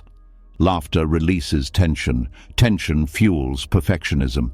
When tension releases, you act more skillfully, not less. Skillfulness is flexible. It adapts. It listens. Perfectionism is rigid. It insists. Insistence exhausts the body. Flexibility restores it. As you allow life to be messy, you may notice resistance arise again. The urge to clean things up quickly, to make sense of everything. Notice it gently. This urge is old. It learned to protect you. Thank it. Then let it rest. Clarity will still come, often when you stop looking for it. As life is allowed to remain unfinished and imperfect, something deeper begins to reveal itself. You start to notice patterns, the same emotions returning, the same conflicts replaying, the same pain wearing different faces. This repetition is not bad luck. It is not fate punishing you. It is something far more intimate. It is the echo of inner war. In Buddhist understanding, karma is not a system of reward and punishment. It is momentum. It is cause and effect unfolding through intention, reaction, and habit. What you resist does not disappear. It reshapes itself and returns. Inner war creates karma long before action ever happens. The moment you say no to what is, tension is born. That tension does not stay contained in the moment. It imprints the nervous system. It shapes perception. It influences future reactions. When you fight reality, the body learns to expect battle. The mind learns to anticipate threat. Even when conditions change, the system responds as if the old danger is still present. This is how suffering repeats. Resistance teaches the nervous system that the world is unsafe. Once learned, this belief colors everything. Neutral events feel threatening. Ambiguous situations feel dangerous. You react before understanding. This reaction becomes habit. Habit becomes character. Character shapes destiny. The karma of inner war is subtle because it feels justified. You believe you are protecting yourself. You believe you are correcting what is wrong. But each act of resistance reinforces the belief that life is an enemy. An enemy must be watched, controlled, defeated. This stance creates exhaustion and vigilance. Over time, vigilance becomes identity. You begin to meet life with clenched muscles and narrowed attention. You expect disappointment. You brace for impact. Even joy feels temporary because the system is waiting for the next threat. This waiting is suffering. Inner war also shapes how you relate to others. When you fight your own experience, you fight theirs. You correct emotions. You resist differences. You see people as problems to manage rather than beings to meet. These interactions create feedback loops. Others respond defensively. Conflict escalates. You conclude that the world is difficult. The belief is reinforced. Karma is not destiny. It is pattern, and patterns can be seen. When you notice repeated suffering, look beneath the surface. Ask not what is wrong with life, but where resistance is still active. Often the pain is not new. It is familiar energy moving through a new form. The mind wants to solve this intellectually. It wants explanations. But karma is not resolved by understanding alone. It is resolved by changing relationship. Each moment of non-resistance interrupts momentum. Each moment of acceptance plants a different seed. Seeds do not sprout immediately. This is why acceptance can feel unrewarding at first. You do not see instant results. But beneath the surface, patterns are shifting. When you respond instead of react, the nervous system learns something new. It learns that safety does not require defense. This learning alters future responses. Over time, situations that once triggered you lose their charge. Not because they changed, but because the inner war ended. Inner war also distorts memory. Painful experiences are replayed with resistance, reinforcing the emotional imprint. Acceptance allows memory to settle without reactivation. When memories settle, they stop shaping present perception. You stop expecting the past to repeat. This expectation is a major source of suffering. You anticipate pain before it arrives. Often, it never does, but the body suffers anyway. Karma is created as much by anticipation as by action. Resistance also shapes choice. When you fight reality, you choose from fear. Fear narrows options. You repeat familiar patterns because they feel safer than the unknown. These choices create similar outcomes. You conclude that nothing changes. But what remains unchanged is the stance toward experience. Acceptance opens choice. It expands perception. New responses become possible. This is why Buddhist teachings emphasize right view. Right view is not belief. It is clear seeing without distortion. Resistance distorts. When view is distorted, action follows suit. Even well-intended actions create harm. Inner war also drains energy. When energy is low, resilience weakens. You become more reactive. The cycle tightens. Breaking the cycle requires rest from battle. Acceptance is that rest. Rest does not mean inaction. It means ceasing unnecessary struggle. When struggle ends, energy returns. With energy comes patience. With patience comes wisdom. Wisdom recognizes that not every discomfort is a problem. Not every challenge is an attack. Some are simply conditions passing through. Seeing this clearly reduces suffering immediately. The karma of inner war also explains why spiritual bypassing fails. When you suppress discomfort in the name of positivity, resistance remains. The body remembers. Suppressed resistance resurfaces later, often stronger. Acceptance allows discomfort to move through fully. This completes the cycle. No residue remains to shape the future. Completing cycles is essential. Incomplete experiences linger. They seek resolution through repetition. Repetition is not punishment, it is an invitation to awareness. Each repeated pattern is an opportunity to respond differently. When you respond differently, karma changes direction. This change is not dramatic, it is quiet, subtle, but profound. You may notice fewer emotional spikes, shorter recovery times, more space between trigger and response. These are signs that inner war is dissolving. As inner war dissolves, the future feels less heavy. You stop projecting old pain forward. The mind becomes more present. The body becomes more relaxed. Life still brings challenges. Acceptance does not eliminate difficulty. It eliminates unnecessary suffering. This distinction is crucial. Suffering multiplies when pain meets resistance. Pain transforms when it meets awareness. The seeds you plant now shape future experience. Each moment of acceptance plants a seed of ease. Each moment of resistance plants a seed of struggle. This is not moral judgment, it is mechanics. Understanding this brings responsibility without blame. You see your role without condemning yourself. Condemnation is another form of inner war. Gentle awareness is enough. As awareness deepens, you may notice something surprising. Some conflicts resolve without effort. Some emotions fade without explanation. This is the power of non-resistance. When you stop feeding inner war, it starves. And in the space it leaves behind, something else begins to grow. Trust. Trust in change, trust in impermanence. This trust opens the next door. As the inner war quiets and its momentum begins to fade, something fragile but powerful starts to appear. A willingness not to control the future, not to secure outcomes, but to trust movement itself. This is where acceptance stops being a coping tool and becomes something far more radical. Trust is not passive.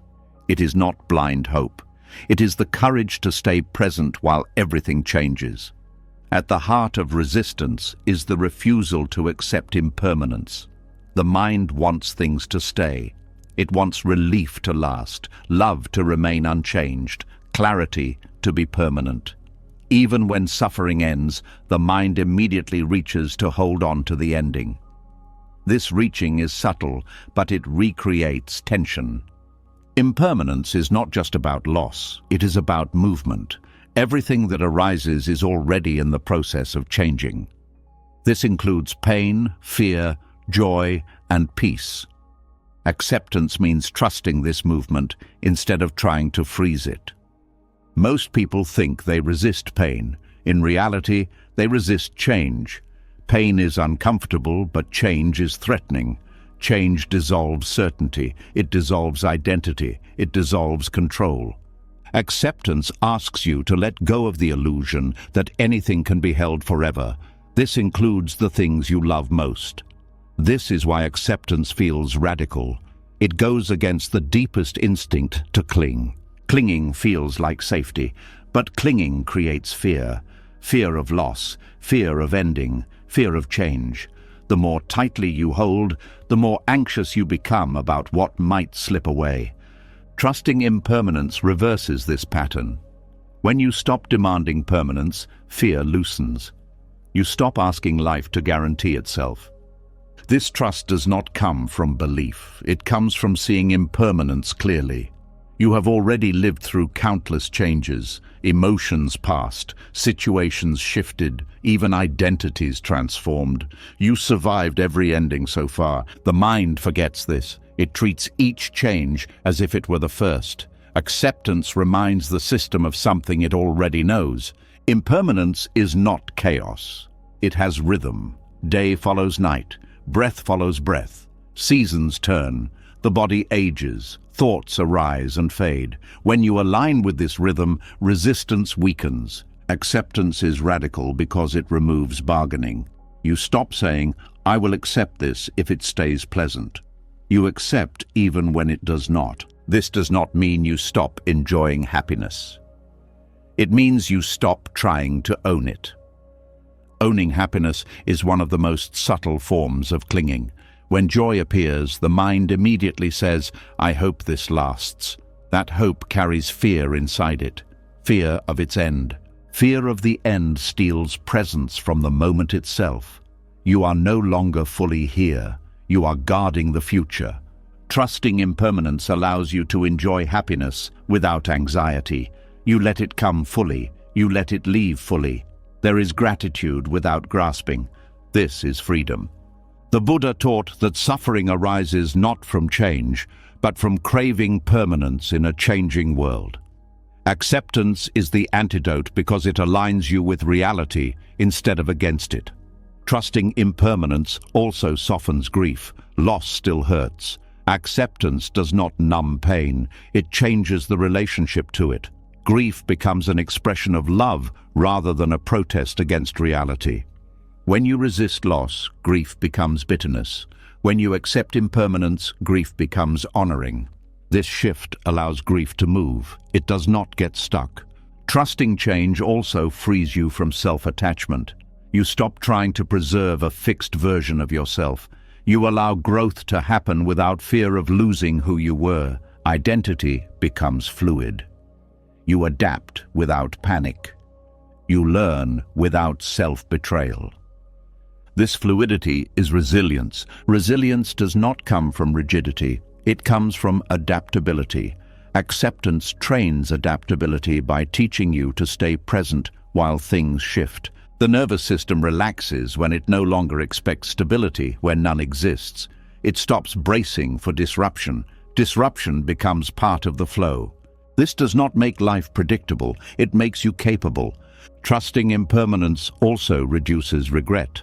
When you accept that the past could not have unfolded differently, you stop rewriting it mentally.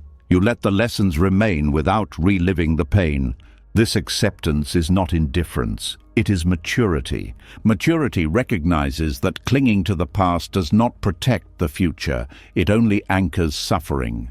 Trusting impermanence also changes how you relate to desire. Desire no longer feels like lack. It becomes movement, energy, curiosity. When desire is not forced into permanence, it becomes lighter. You pursue without desperation. You enjoy without anxiety. This reduces attachment even to positive experiences. You stop needing them to validate your life. Validation is another form of clinging. Acceptance frees you from needing proof that life is good or meaningful. Meaning arises naturally when you are present. Impermanence also humbles the ego. The ego wants to build something lasting, a legacy, a fixed self. Acceptance reminds you that everything is temporary. This reminder can feel unsettling. It can also feel liberating. You stop carrying the burden of permanence. You are allowed to be unfinished. Trusting impermanence also brings ethical clarity. When you know everything changes, you act with care. You do not postpone kindness. You do not waste moments waiting for the perfect time. Urgency becomes gentler. You do what matters now. Acceptance does not make you passive. It makes you responsive to the moment as it is, not as you wish it to be. Trusting impermanence also dissolves envy. When you see that everyone's circumstances are shifting, comparison loses meaning. What someone has now will change. What you lack now will change. This perspective reduces resentment. It increases compassion. Compassion arises naturally when you see that everyone is navigating change. Impermanence also softens fear of death. Death is the ultimate change. Acceptance does not remove fear entirely, but it places it within a larger context of transformation. Life is change. Death is change. The fear comes from wanting to freeze what cannot be frozen. Trusting impermanence allows you to live more fully now. You stop postponing life. This trust is radical because it asks you to step into uncertainty willingly, to let go of guarantees, to rest without knowing. Rest without knowing feels unsafe at first, but with time, it becomes familiar. The nervous system learns that safety does not depend on certainty. This learning changes everything. You become less reactive, less controlling, less attached, more present. Presence becomes home. Home is not a place that stays the same. It is a way of being that adapts. Acceptance as trust in impermanence is not a single decision. It is a practice, a daily willingness to meet change without armor. Some days this feels easy. Some days it feels impossible. Both are impermanent too. Acceptance includes your inability to accept sometimes. This gentleness is essential. As trust deepens, you notice that peace no longer feels fragile. It does not need protection. It comes and goes, like everything else, and because you no longer cling to it, it leaves less suffering when it goes. As trust in impermanence settles, another paradox appears. You stop clinging, you stop forcing, you stop trying to secure outcomes. And instead of feeling victorious, something in you feels uneasy, almost disappointed, as if you gave up too soon, as if peace arrived wearing the wrong costume. This reaction confuses many people. They taste calm, but it does not feel like success. It feels quiet, ordinary, undramatic. The ego looks at this softness and calls it failure. Peace often feels wrong at first because it does not feed the identity that was built through struggle. The ego was shaped in effort. It learned to measure worth through tension, striving, and endurance. It believes that progress should feel like effort and victory should feel like intensity.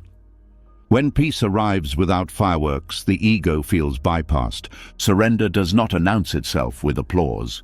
It does not validate the story of how hard you tried. It simply ends the fight. And for the ego, ending the fight feels like losing.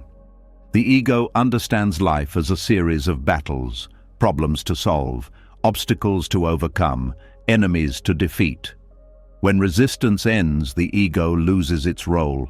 No role feels like no value. This is why peace can feel empty at first, not because it lacks depth, but because the identity that thrived on struggle no longer knows how to exist. The ego says, if I am not fighting, I must be failing. If I am not improving, I must be stagnating. If I am not striving, I must be giving up. These thoughts are not truth. They are withdrawal symptoms from effort-based identity. Effort-based identity believes that tension equals meaning. When tension drops, meaning seems to vanish. The mind panics and tries to recreate struggle to feel alive again. This is why people sometimes sabotage calm. They pick fights, they overthink, they create problems, not consciously but out of habit. Peace feels unfamiliar because it is not dramatic. It does not stimulate adrenaline. It does not create urgency. It does not promise future reward. It is simply here. The ego finds this threatening because it cannot take credit for presence. Presence does not belong to anyone. Surrender is misunderstood because it sounds like collapse, but collapse is forced. Surrender is voluntary. Collapse is helplessness. Surrender is clarity. When you surrender, you stop trying to control what cannot be controlled. You stop insisting on outcomes. You stop negotiating with reality. This frees energy that was trapped in resistance. But the ego does not feel freed. It feels dismissed. The ego equates control with responsibility. Letting go of control feels irresponsible to it. It believes something terrible will happen if it is not in charge. Yet when surrender is genuine, nothing falls apart. In fact, things often become simpler, decisions feel clearer, actions feel more precise. Life flows with less friction. This contradicts the ego's beliefs. So the ego interprets the ease as suspicious, too easy, too quiet, too soft. The ego expects peace to feel like achievement, but achievement belongs to time and comparison. Peace belongs to presence. Presence has no scoreboard. This is why surrender can feel like doing nothing, even when much is happening. You are no longer pushing against experience. You are moving with it. Movement without force feels like weakness to a mind trained in force. The ego also fears surrender because it mistakes it for defeat. Defeat implies loss to an opponent, but in surrender, there is no opponent, only reality. You are not losing to life. You are stopping the fight with it. Stopping the fight does not mean you stop acting. It means you stop acting from resistance. Action from resistance is tense, urgent, and reactive. Action from surrender is calm, responsive, and grounded. The ego thrives on urgency. Urgency creates importance. Surrender dissolves urgency. Importance fades. This can feel like insignificance. Insignificance terrifies the ego because it equates being special with being valuable. Awareness does not need to be special. It simply is. When surrender deepens, the ego may produce thoughts like, I should be doing more, I am falling behind, this can't be right. These thoughts are attempts to regain control. Do not fight them. Fighting them recreates the battle. Notice them as symptoms of transition. The body is learning a new way of being. The mind lags behind. Surrender often feels like giving up on an imagined future. The future where everything finally makes sense. The future where you are finally enough. Letting go of that future feels like loss. But that future was a carrot. It kept you running. Peace arrives when you stop chasing it. This stopping feels like failure only because success was defined incorrectly. Success was defined as becoming someone else. Peace is about being where you are. The ego believes that becoming equals progress. Awareness recognizes that being is already complete. This does not mean growth stops. Growth continues naturally, but it is no longer driven by self-rejection. Self-rejection fuels striving. Surrender removes self-rejection. The ego interprets this as complacency, but complacency is numb. Surrender is alive. You feel more, not less, but without drama. This lack of drama can feel disappointing. The ego expected transformation to feel grand. Instead, it feels ordinary. Ordinary is threatening because it does not elevate the ego. Yet ordinary is where life actually happens. Surrender also exposes how much effort was unnecessary. This realization can sting. The ego resists admitting wasted energy. It would rather believe the struggle was required. Peace reveals that much of the struggle was optional. This realization can trigger shame or regret. Acceptance includes these feelings too. Shame says, I failed by struggling. Pride says, I succeeded by enduring. Both are ego strategies. Awareness says, this happened. Now it is seen. Seeing ends repetition. Liberation does not feel like winning. It feels like relief. Relief is quiet. It does not inflate. It settles. Settling feels like slowing down. Slowing down feels like falling behind in a world addicted to speed. The ego measures worth through motion. Surrender measures worth through presence. Presence does not compete. This is why peace can feel lonely at first. You are no longer running with the crowd. You are standing still. Standing still reveals what movement hid. It reveals the simplicity of being alive, breathing, feeling, existing without justification. This simplicity can feel underwhelming. The ego wants more. More is never enough. Surrender accepts enough. Enough does not mean settling for less. It means recognizing fullness. Fullness does not shout, it rests. As surrender stabilizes, the ego slowly relaxes. It learns that nothing bad happens when it steps back. In fact, life becomes easier. This learning takes time. The ego has spent years believing it was necessary. Patience is required. Not with life, but with the mind. Each time peace feels like failure, notice who is judging. It is not awareness. Awareness does not judge peace. Awareness rests in it. The sense of failure fades as the system adjusts. Peace becomes familiar. The ego finds new roles that do not require struggle. Creativity emerges. Compassion deepens. Clarity sharpens. None of this needs effort. Peace stops feeling like defeat and starts feeling like home. Not a perfect home, a lived-in one. As peace slowly stops feeling like failure and begins to feel like home, another habit of the mind comes into focus. a habit so common it is rarely questioned. The need for answers, the need for resolution, the need for everything to make sense before you can finally rest. Most people believe closure is necessary for peace. They believe that once they understand why something happened, once the story is complete, once the loose ends are tied, then they will be free. Until then, they wait, they replay, they search, they hold tension in the body without realizing it. This waiting quietly drains life. The need for closure is not about truth. It is about control. It is the mind trying to stabilize itself by finishing the story. When something remains unresolved, the mind feels exposed. It does not know where to place the experience, so it keeps returning to it. Unresolved experiences feel heavy, not because they are incomplete, but because they are resisted. The resistance says, this should have ended differently. There should be an explanation. There should be justice. There should be clarity. But life does not always provide these things, and when the mind insists on them, suffering continues.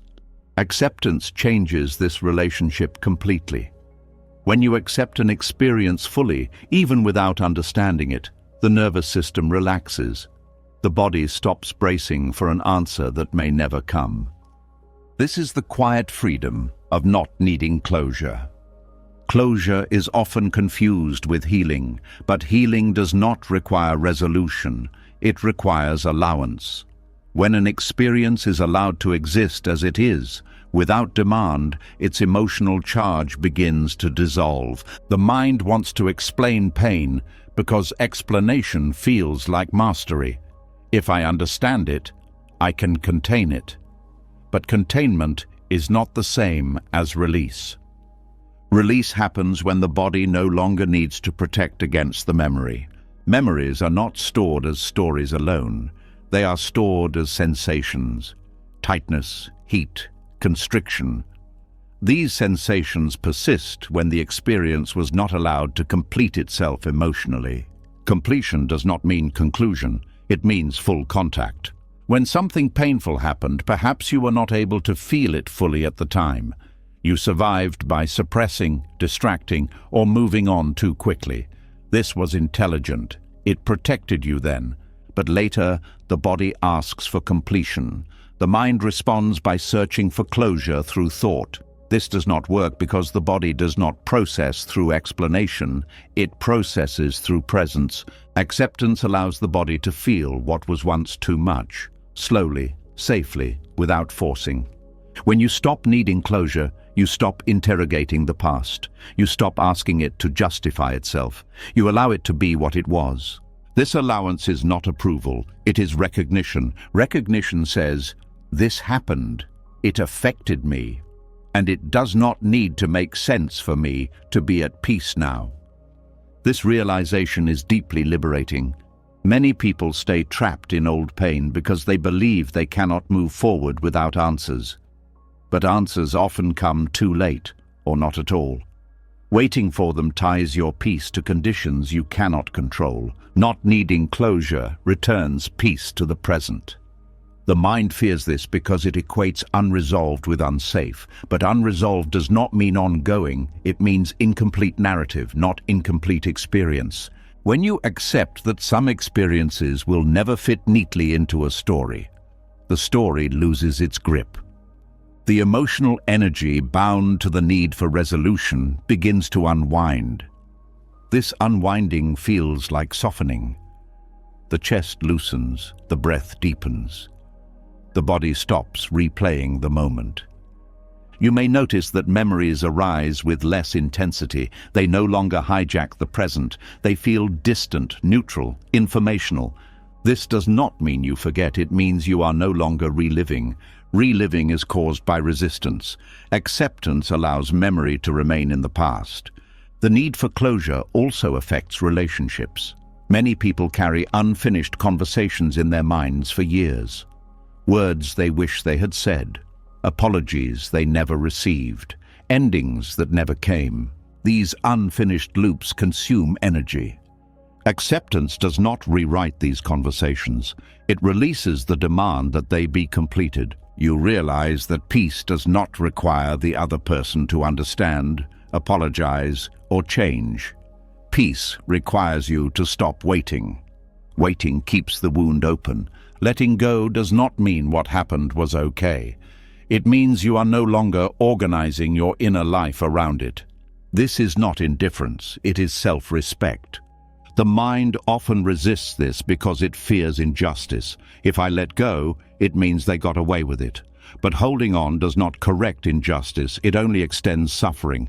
Justice and peace are not the same process. One can be pursued externally. The other is cultivated internally. Acceptance allows you to separate these. You can still set boundaries, you can still speak truth, you can still act, but you no longer need emotional resolution from the past to be whole now. This separation is crucial.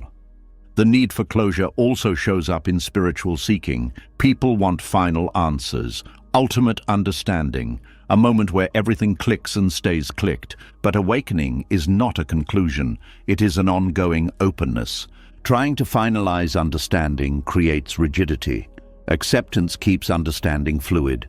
When you stop needing closure, curiosity replaces compulsion. You no longer interrogate experience, you observe it. Observation is gentle, compulsion is forceful. The nervous system responds differently to each. Compulsion tightens, observation relaxes. This is why acceptance feels calming even when questions remain unanswered.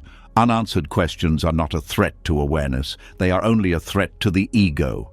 The ego wants certainty to feel important. Awareness is comfortable with mystery. Mystery does not destabilize awareness, it enriches it. When you accept mystery, you stop filling silence with thought. Silence becomes spacious rather than uncomfortable.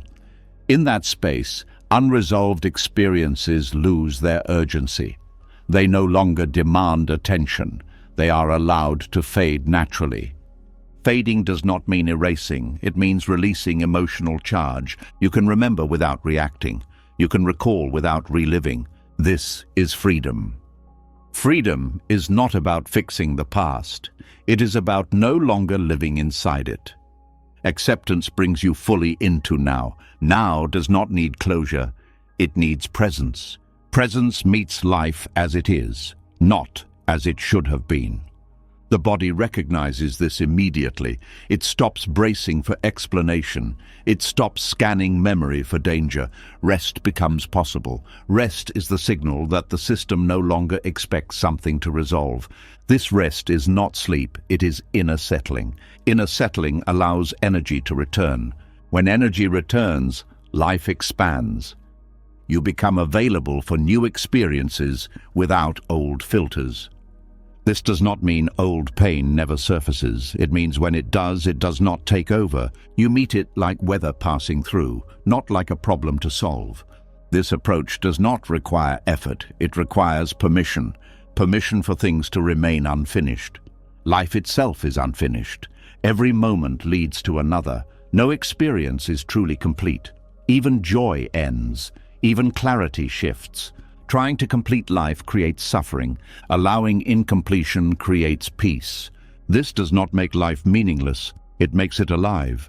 Meaning does not come from resolution, it comes from presence. When you stop demanding closure, you stop resisting impermanence in a new way. You allow life to move without final conclusions. This openness brings lightness. Lightness allows laughter, breath, ease. Ease does not mean life becomes easy. It means you stop adding weight.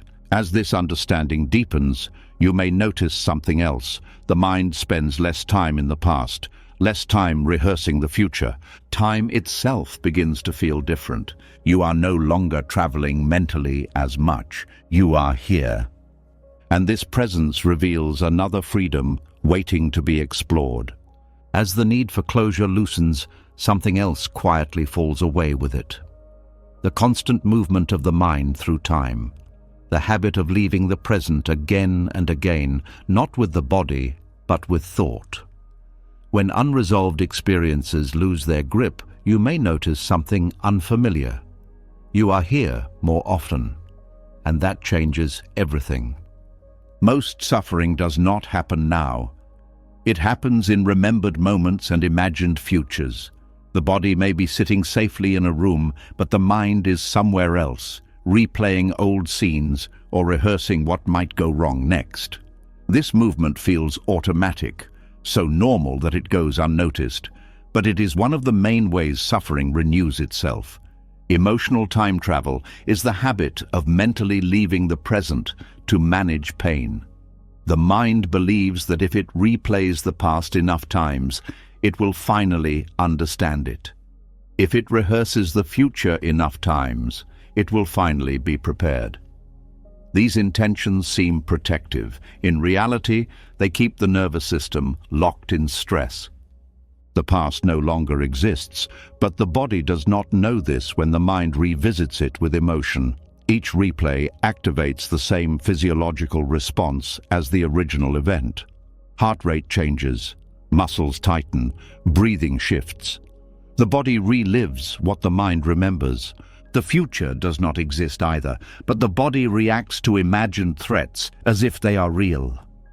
Anxiety is not fear of what is happening. It is fear of what might happen. Emotional time travel keeps the body in a state of constant anticipation. Acceptance interrupts this cycle at its root. When you accept the present moment fully, there is nowhere else to go. The mind loses its reason to travel. It no longer needs to fix the past or secure the future because it stops arguing with now. This does not mean memories disappear or planning ends. It means they lose emotional charge. They become tools instead of traps. Acceptance teaches the nervous system that safety exists in the present. Once this is learned, the compulsion to leave the present weakens naturally. The mind time travels because it believes now is insufficient. Acceptance tells the mind that now is enough to be with, even if it is uncomfortable. This is a radical shift. Most people think presence requires effort. They try to force themselves to stay here. This creates tension. True presence arises when resistance ends. When there is nothing to escape from, the mind stays. Emotional time travel is fueled by unfinished business. Regret pulls the mind backward. Worry pulls it forward. Acceptance completes experiences emotionally, even when they remain unresolved intellectually. Completion through acceptance does not require understanding. It requires allowing what is felt to be felt. When you stop resisting an emotion, it moves through. When it moves through, it no longer pulls attention into the past or future.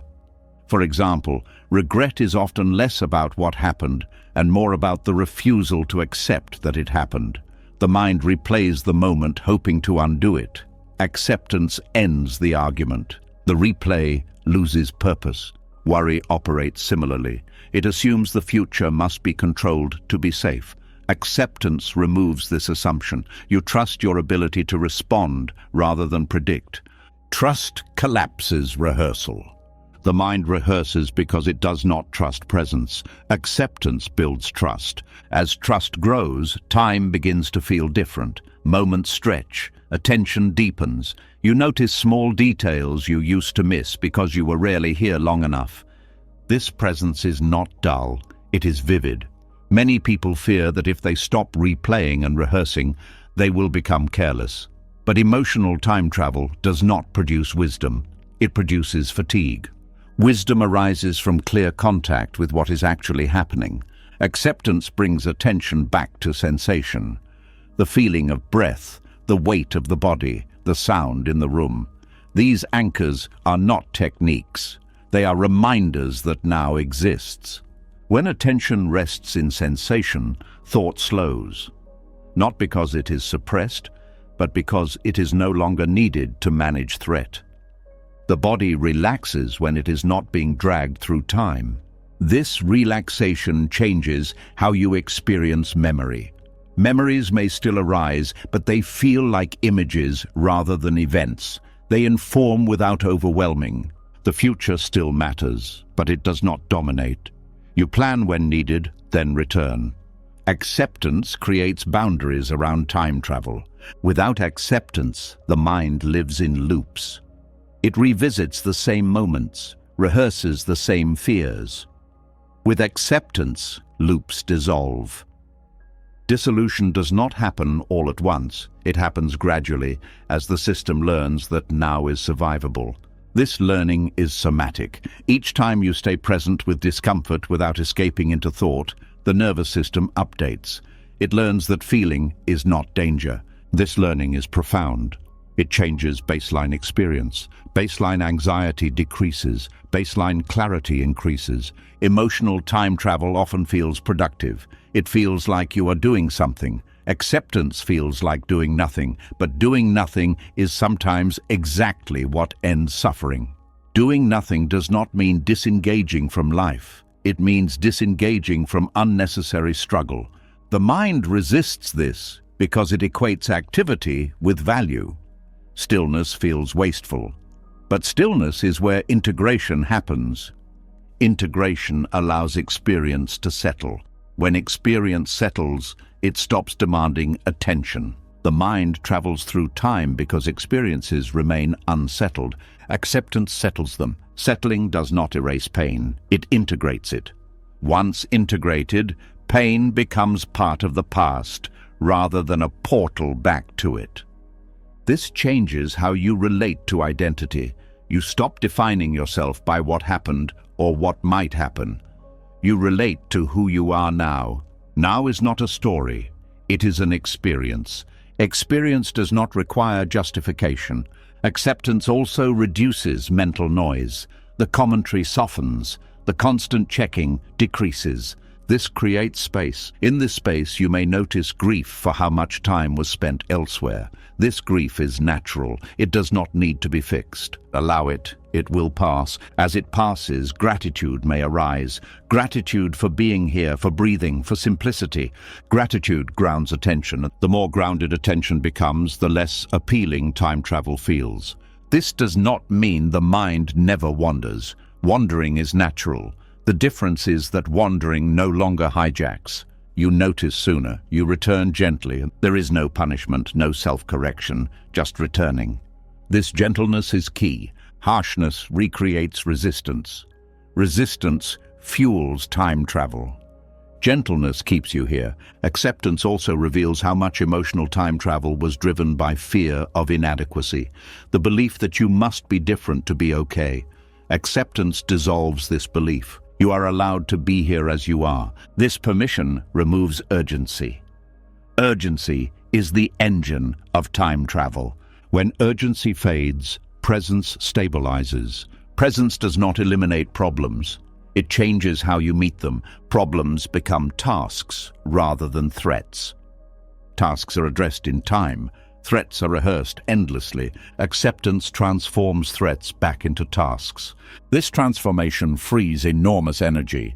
Energy returns to the body. You feel less drained, more alive. Life feels closer.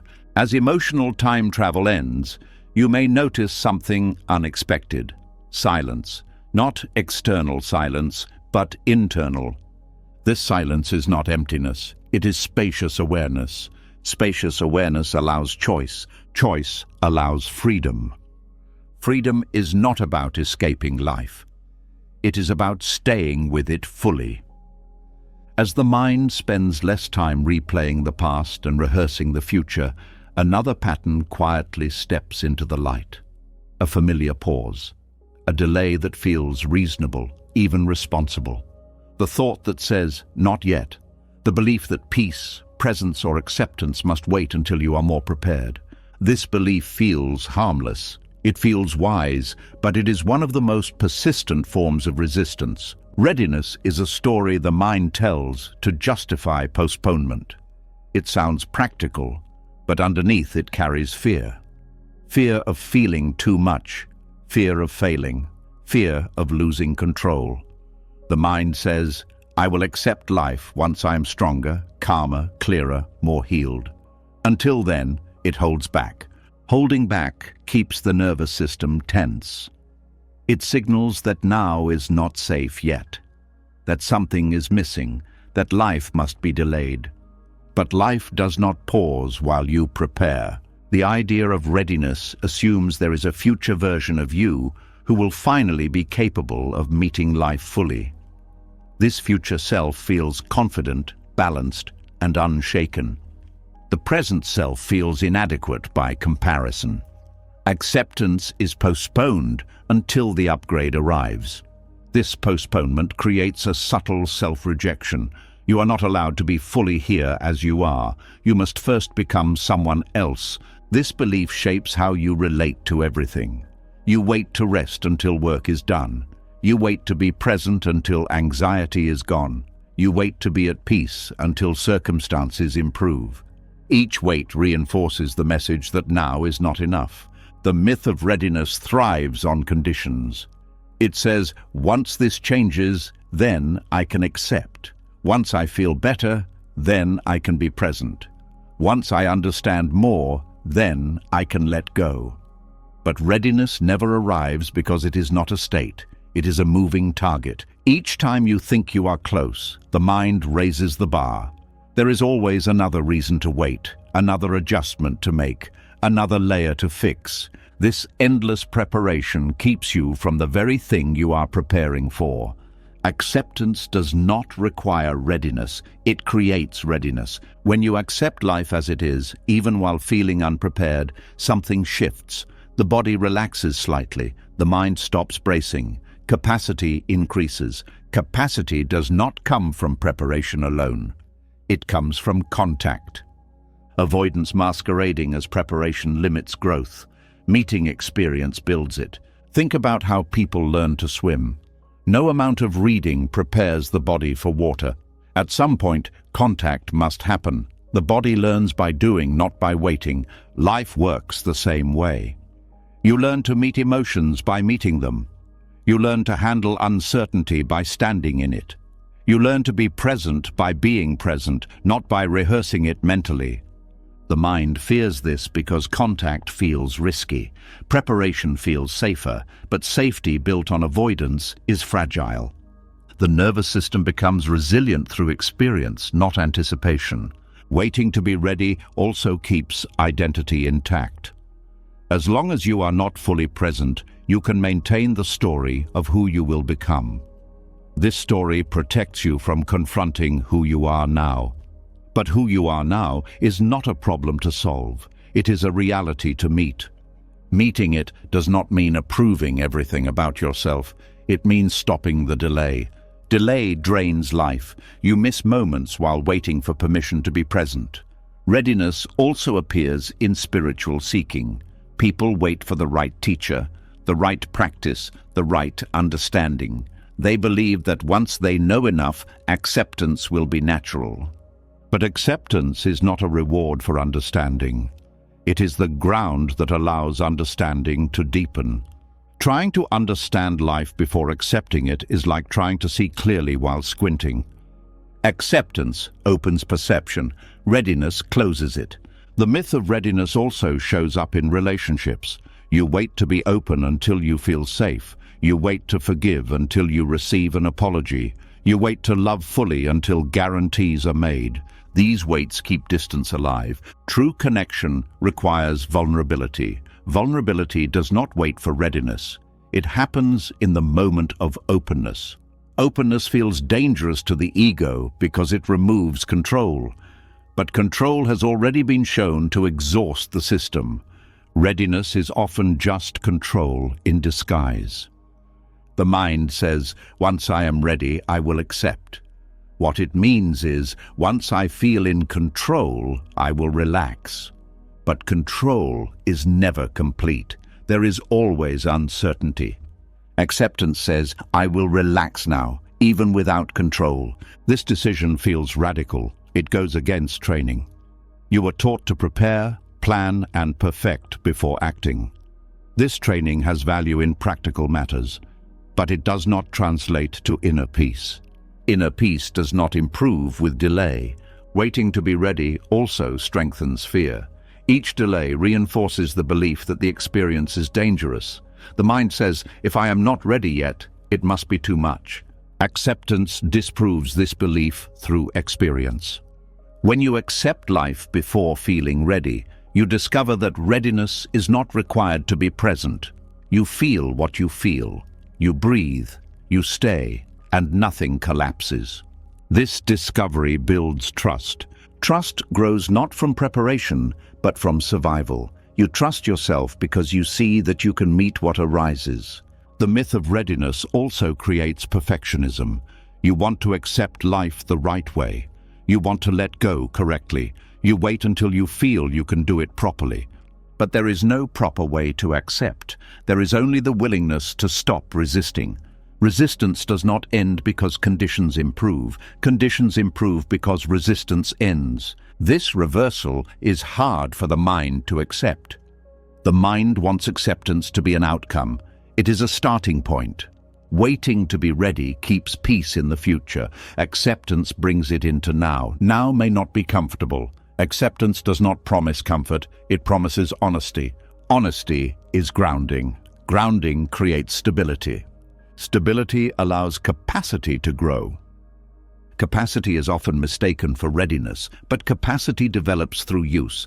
When you accept life before feeling prepared, you stretch gently. You expand without force. This expansion does not feel heroic. It feels ordinary.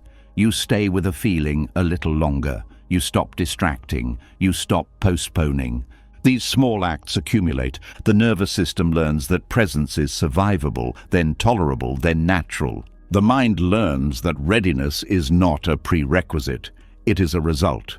You do not become ready to accept. You accept, and readiness emerges. This applies even to difficult experiences. Grief does not wait for readiness. Loss does not schedule itself. If acceptance required readiness, peace would be impossible. Yet people survive grief by meeting it as it comes. They do not prepare. They endure. They feel. They adapt. Adaptation happens because acceptance happens. Waiting to be ready also creates a subtle hierarchy of experience. You judge some moments as acceptable and others as premature. This judgment fragments life. Acceptance unifies experience. Everything is included. Inclusion reduces conflict. Conflict drains energy. Energy returns when life is no longer divided into allowed and disallowed moments. This energy supports action. Acceptance does not stop movement. It stops resistance. Movement becomes simpler. You do what is needed now. Readiness often asks for guarantees. Acceptance offers none. It offers presence. Presence is enough. The fear beneath readiness is the fear of inadequacy. The belief that you are not enough yet to meet life. Acceptance challenges this belief directly. It says, you are enough to be here now. This does not mean you are finished. It means you are allowed. Being allowed changes everything. When you allow yourself to meet life before feeling ready, you stop abandoning yourself. You stop standing outside experience, waiting for permission. Permission comes from you. Each moment you choose to stay instead of delay, resistance weakens. Life becomes less intimidating. You realize that readiness was never missing. It was created by avoidance. As avoidance fades, confidence grows quietly. Confidence not in control, but in presence.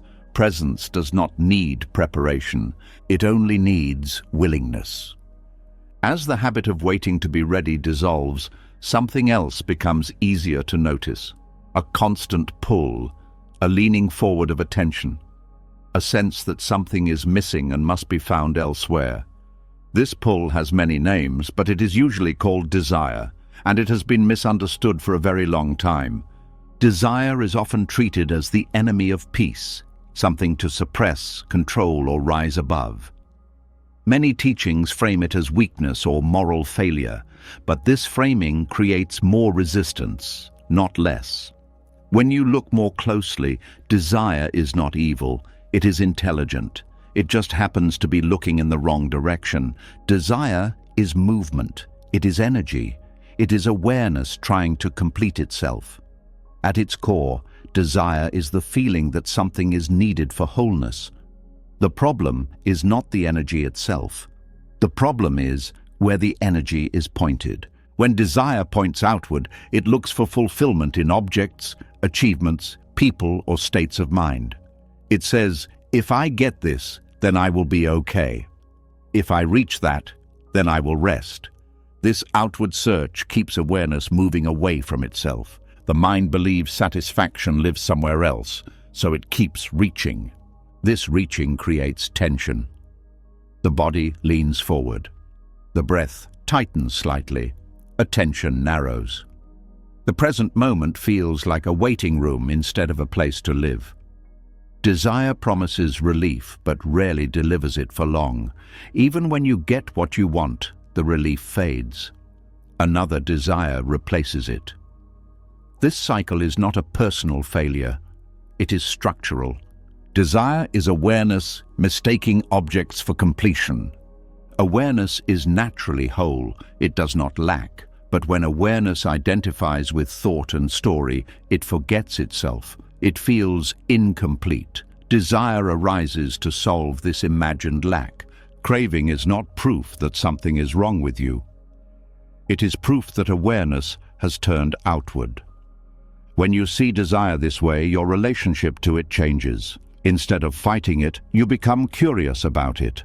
What is this energy actually seeking? If you listen closely, desire is not asking for the object it claims to want. It is asking for relief, for rest, for wholeness, for peace. But objects cannot provide these permanently because they are impermanent themselves. Desire is intelligence because it is trying to return awareness to fullness. It just uses the wrong map. Suppressing desire does not solve this. Suppression is another form of resistance. It tightens the system and creates shame. Shame fuels more desire. Indulging desire blindly also does not solve it. Indulgence reinforces the belief that fulfillment is external. The cycle continues. Acceptance offers a third option. Not suppression, not indulgence, understanding. When desire arises, instead of acting it out or pushing it away, you stay with the sensation of desire itself. You feel the pull, the warmth, the urgency, without labeling it as bad. This is a radical shift. When you stay with desire without moving toward an object, something unexpected happens. The desire begins to change. It softens, it spreads, it loses its sharp edge. This is because the energy of desire was never meant to move outward. It was meant to return inward. Desire is awareness trying to know itself, but getting distracted by forms. When you turn attention toward the feeling of desire rather than its target, awareness begins to recognize itself again. The sense of lack diminishes. This does not mean desire disappears forever. It means it loses its compulsive quality. Compulsion comes from misunderstanding. Understanding restores choice. The Buddha did not teach the elimination of desire as energy. He taught the ending of craving as attachment. Attachment is desire fused with belief. Belief says, I need this to be complete. When belief drops, desire becomes movement without bondage. Movement without bondage is creativity, curiosity, play. You can still want things, but you no longer believe your worth or peace depends on them. This changes how you live. Desire often shows up as restlessness. You feel uneasy even when nothing is wrong. This restlessness is not boredom, it is displaced awareness. Awareness wants to rest in itself. The mind sends it outward instead. When you accept restlessness instead of escaping it, you discover that it contains stillness inside it. The agitation is surface movement. Beneath it is quiet. This quiet is not achieved, it is revealed. Desire also shows up as comparison. You want what others have. You feel behind. This comparison is awareness measuring itself through forms. Forms are never equal. Comparing them creates suffering. Acceptance dissolves comparison by bringing awareness back to presence. Presence does not compete. Desire is also deeply tied to identity. You want to become someone successful, someone healed, someone awakened. This becoming feels noble, but it carries subtle violence. Becoming says, who you are now is not enough. This belief fuels endless striving. Seeing desire as misplaced intelligence allows becoming to relax. Growth still happens, but it is not driven by self-rejection. Growth becomes organic instead of forced.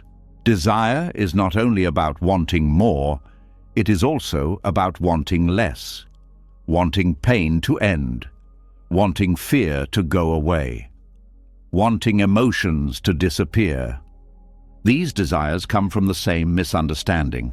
Awareness thinks peace lies somewhere other than here. Acceptance reveals that peace is not found by removing experience, but by meeting it fully. When awareness meets experience without resistance, desire temporarily loses its job. It no longer needs to push away or pull toward. This does not mean life becomes flat. It becomes intimate. You feel more, but you cling less. Desire also fuels addiction. Addiction is desire that has lost flexibility. It locks onto a specific object and repeats compulsively. Understanding desire does not excuse addiction, it reframes it. Addiction is not moral failure. It is awareness desperately trying to regulate itself through external means. Shame deepens addiction. Acceptance creates the space for healing. Healing happens when awareness learns to return to itself without intermediaries.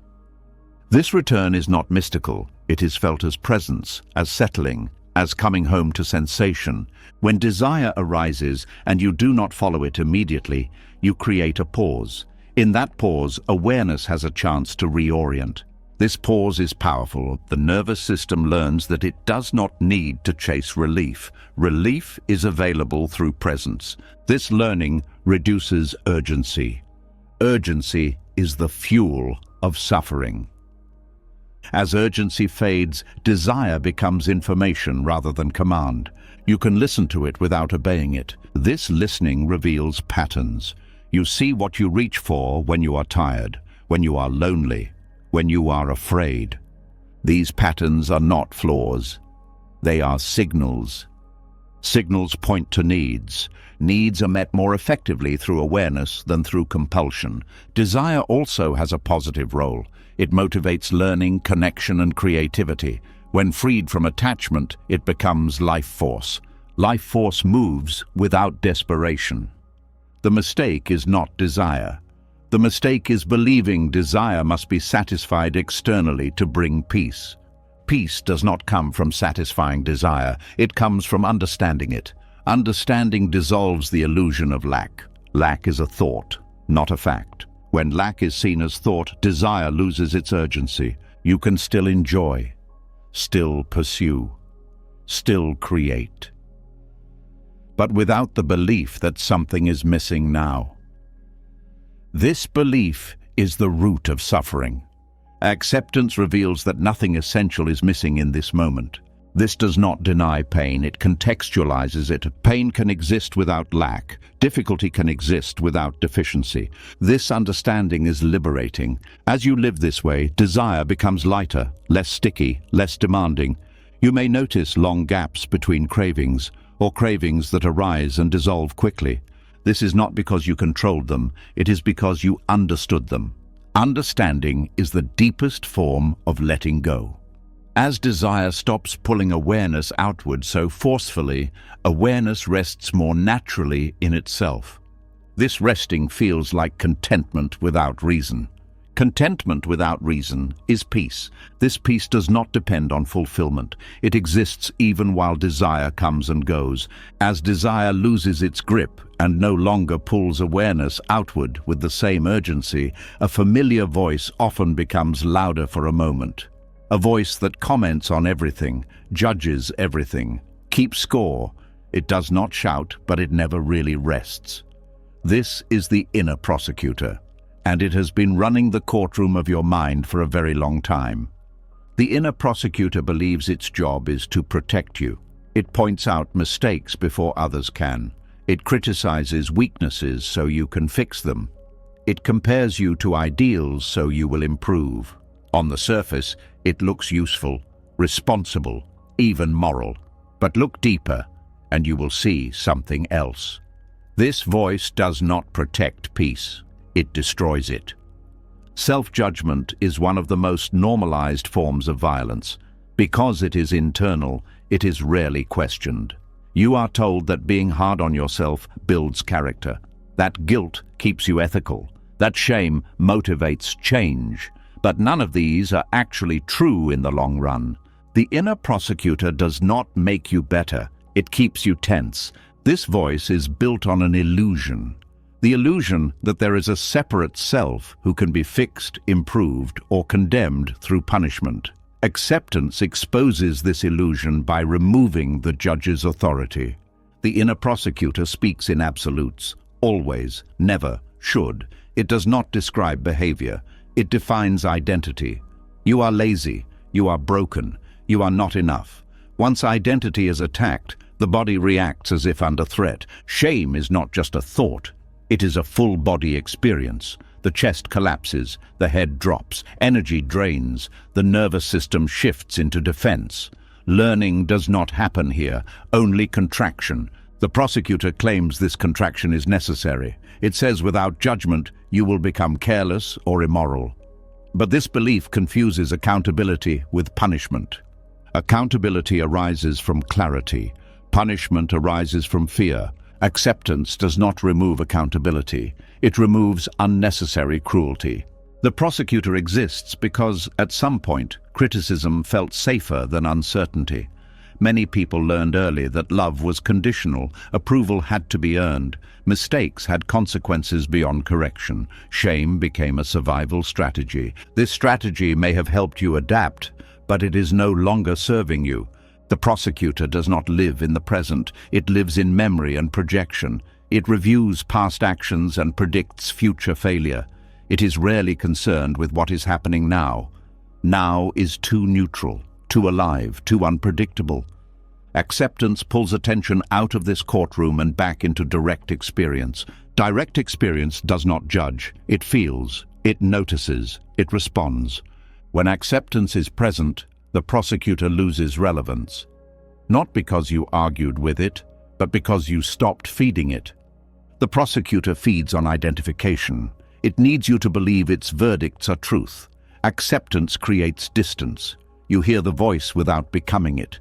This distance is subtle. It is not dissociation, it is clarity. Clarity reveals that the prosecutor is not you.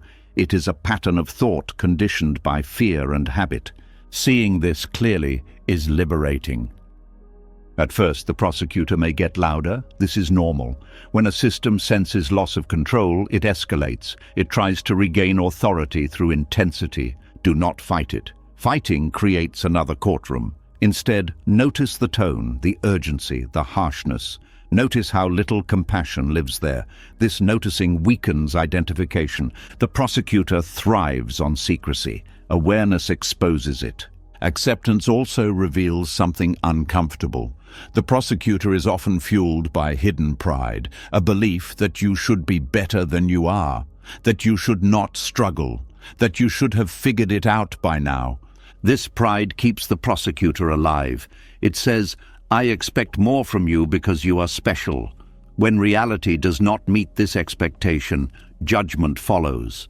Acceptance dissolves this pride by grounding you in humanity. You are not exempt from difficulty. You are not behind. You are not defective. You are living. Living includes error, confusion, growth, change. The prosecutor rejects this reality. Acceptance embraces it. When you accept your humanity, self-judgment softens. You no longer need to punish yourself for being human. This does not mean you stop learning. Learning becomes gentler, more effective. Mistakes become information rather than evidence of failure. The body responds immediately to this shift. Tension decreases, energy returns, creativity opens. Creativity cannot survive under constant judgment. It requires safety. Safety does not come from perfection. It comes from acceptance. The inner prosecutor also distorts motivation. It uses fear to push you forward. Fear can produce short-term action, but it destroys long-term vitality. Acceptance-based motivation comes from care. You act because you value life, not because you fear punishment. This change in motivation feels lighter, sustainable. The prosecutor also interferes with compassion. When you judge yourself harshly, you judge others harshly, even if silently. Acceptance softens both. You begin to see behavior as conditioned rather than evil. This does not excuse harm, it contextualizes it. Context allows response instead of reaction. The prosecutor is obsessed with fairness. It keeps score, it compares. It demands equal outcomes. But life is not a courtroom, it is a process. Acceptance allows process. The prosecutor demands verdicts. Verdicts freeze movement. Process allows change. When the prosecutor quiets, time feels different. You stop dragging the past forward as evidence. You stop building cases against yourself. The mind becomes quieter not because thoughts disappear, but because hostility disappears. Hostility towards self is exhausting. Ending self-judgment does not require affirmations. It requires recognition. Recognition that the prosecutor is not reality. It is commentary. Commentary can be observed. Observation removes power. This does not happen overnight. The prosecutor has been rehearsed for years. It will return. Each return is an opportunity to see more clearly. Seeing is enough. There is also grief in this process. Grief for how long you believed the prosecutor, how much pain it caused, how many moments were lost to self-attack. Let this grief move. Do not judge it. Grief is part of healing. As the prosecutor loses authority, another quality emerges: self-trust. Self-trust does not mean confidence in outcomes. It means confidence in presence. You trust that you can meet what arises without destroying yourself. This trust is revolutionary. With trust, you no longer need constant evaluation. You can act and adjust. Adjustment is flexible. Judgment is rigid. Life requires flexibility. Acceptance is the soil where flexibility grows. Without the prosecutor, you may fear becoming irresponsible, but responsibility does not come from fear. It comes from care.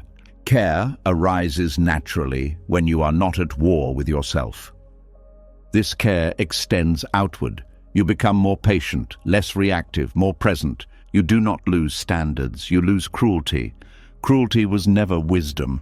The death of the inner prosecutor does not mean silence forever. It means loss of dominance. The voice may still speak, but it is no longer the authority. Awareness becomes the authority. Awareness does not punish. It understands. Understanding leads to change without violence. This is the deepest form of growth. As self-judgment fades, you may notice stillness feels less threatening. Silence feels safer. You no longer need to fill space with correction. Space becomes nourishing.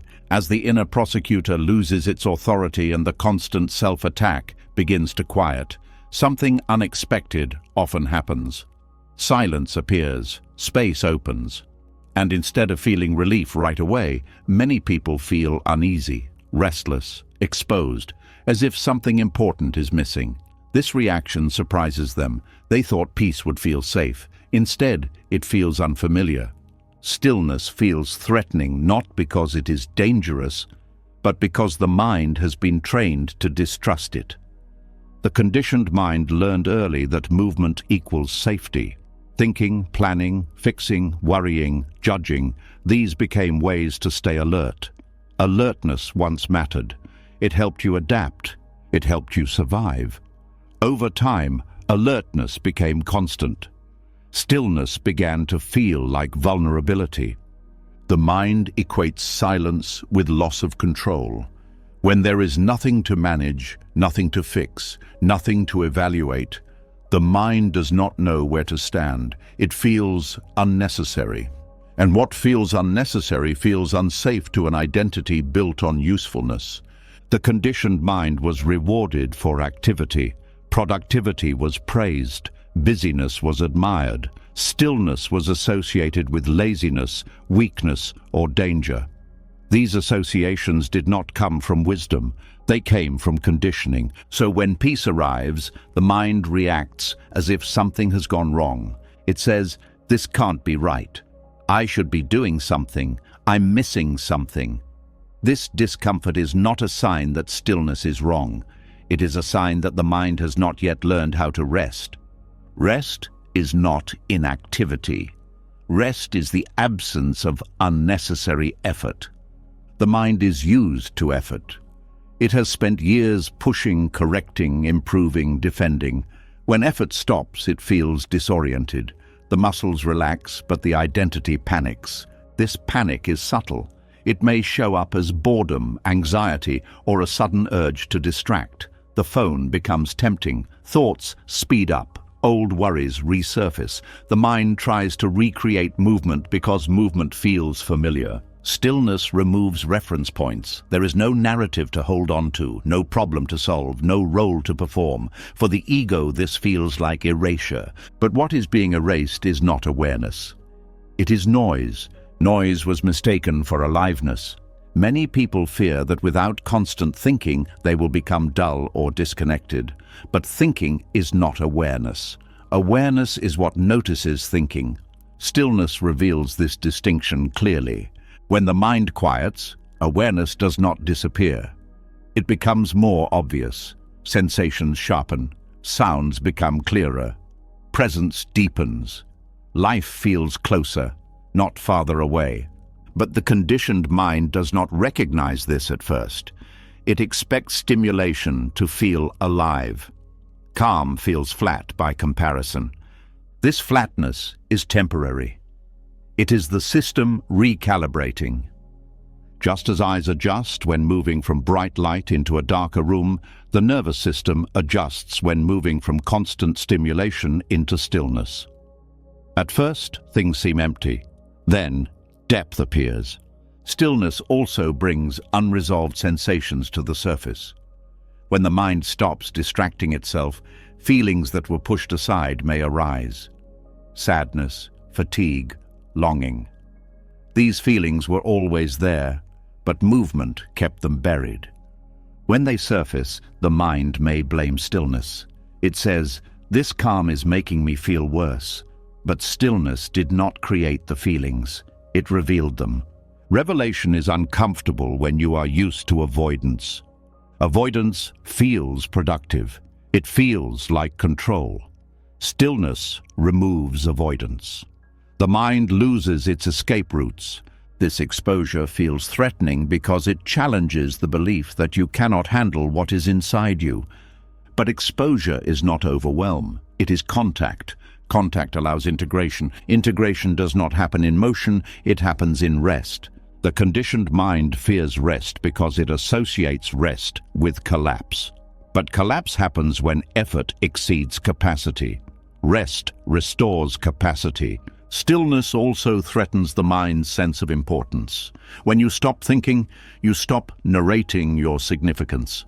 The story quiets. You are no longer the hero or the victim. You simply are. This simplicity feels insignificant to the ego. The ego wants meaning to be loud and obvious. Stillness offers meaning without noise. This kind of meaning is subtle. It does not announce itself, it must be felt. Feeling requires slowing down. Slowing down reveals how fast the mind was moving. Many people discover only in stillness how exhausted they truly are. This realization can be unsettling. The mind resists because it does not want to acknowledge fatigue. Fatigue feels like failure in a culture that values endurance. But fatigue is information. It tells you that effort exceeded rest. Stillness allows the body to speak. The body speaks through sensation, not language. It releases tension. It adjusts breathing. It softens posture. These changes signal healing. Healing feels unfamiliar when you are used to strain. Strain creates identity. You know who you are when you are struggling. You lose that reference in stillness. This loss is temporary. A new reference emerges, presence. Presence does not need to prove itself. It does not perform. It witnesses. Witnessing feels passive to the ego, but it is active awareness. Awareness is not idle. It is receptive. Receptivity is strength without aggression. The conditioned mind distrusts receptivity because it equates it with vulnerability. But vulnerability is not weakness, it is openness.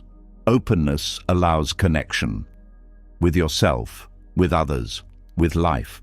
Stillness also exposes the habit of constant self-monitoring. You may notice how often you check your state. Am I okay? Am I doing this right? Stillness removes feedback loops. Without feedback, the mind feels lost. But being lost is not always negative. Sometimes it means you are no longer following a false map. The mind fears stillness because stillness dissolves illusions.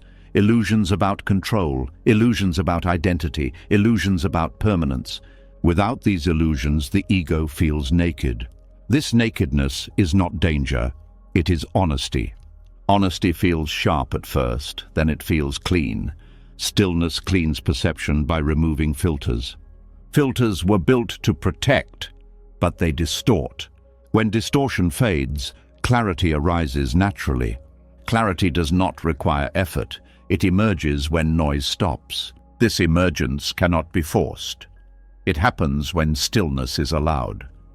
Allowing stillness does not mean liking it immediately. It means staying. Staying through discomfort teaches the nervous system something new. That quiet does not equal threat. That presence does not equal loss. This learning is gradual. Each time you stay, the discomfort shortens. The urge to escape weakens. Over time, stillness begins to feel supportive rather than threatening. You may notice that you no longer need constant stimulation. Silence becomes nourishing. Being alone feels less lonely. Loneliness often comes from being disconnected from yourself. Stillness reconnects. The conditioned mind also fears stillness because it removes distraction from existential questions. Questions about meaning, mortality, and purpose may arise. These questions feel heavy when avoided. In stillness, they soften. They do not demand answers. They become part of the mystery. Mystery is uncomfortable for a mind trained to solve, but mystery is where humility lives. Humility relaxes the nervous system because it removes the burden of certainty. You do not need to know everything to be at peace. Stillness teaches this directly. When you rest in stillness, you experience being without knowing, and nothing bad happens. This experience rewires belief. Belief that you must always be doing something to be okay dissolves. Belief that silence is dangerous dissolves. Belief that peace must feel exciting dissolves. Peace begins to feel safe. Safe does not mean static. Stillness does not freeze life. It supports movement. From stillness, action becomes clearer. You move when needed, you stop when not. This rhythm feels natural. The conditioned mind resists rhythm because it wants control over timing. Stillness trusts timing. Trusting timing reduces anxiety. Anxiety thrives on urgency. Stillness removes urgency. When urgency drops, compassion increases. You become less reactive, more patient. Patience is not delay, it is spaciousness. Spaciousness allows choice. Choice allows freedom. Freedom does not mean constant happiness. It means you are not pushed around by discomfort. Stillness builds this freedom. It does so quietly, without spectacle. This is why it is often overlooked. But once the nervous system learns that stillness is safe, peace stops feeling threatening. It starts feeling like refuge, not escape. Refuge, a place you can return to. As stillness begins to feel less threatening and more like refuge, something subtle becomes visible. A tiny gap most people never notice. A brief pause where nothing is wrong yet. A space that exists before the mind steps in to explain, judge, or label. This space is where peace either survives or disappears. Life itself does not speak in words. It arrives as sensation, sound, movement, and feeling. Meaning comes later. Meaning is added. And the moment meaning is added, suffering often begins. There is always a difference between what happens and what you say about what happens. The event and the story are not the same. The body experiences the event. The mind interprets it. Confusion arises when interpretation is mistaken for reality. Experience is neutral before meaning touches it. Sensation has no opinion. A tight chest is just pressure. A fast heartbeat is just rhythm. Sadness is heaviness. Fear is energy. None of these say anything about who you are or what your life means. Meaning arrives only when the mind speaks. The mind is fast. It interprets almost instantly, so quickly that most people never notice the raw experience beneath the interpretation. The mind says, "This is bad, this is dangerous, this should not be happening." In that moment, suffering is born. Suffering is not caused by sensation, it is caused by conclusion. The mind believes interpretation is necessary for survival. It thinks labeling helps you respond. Sometimes it does. Often it does not. When interpretation becomes automatic, it replaces observation. You stop seeing what is actually happening and start reacting to what you think it means.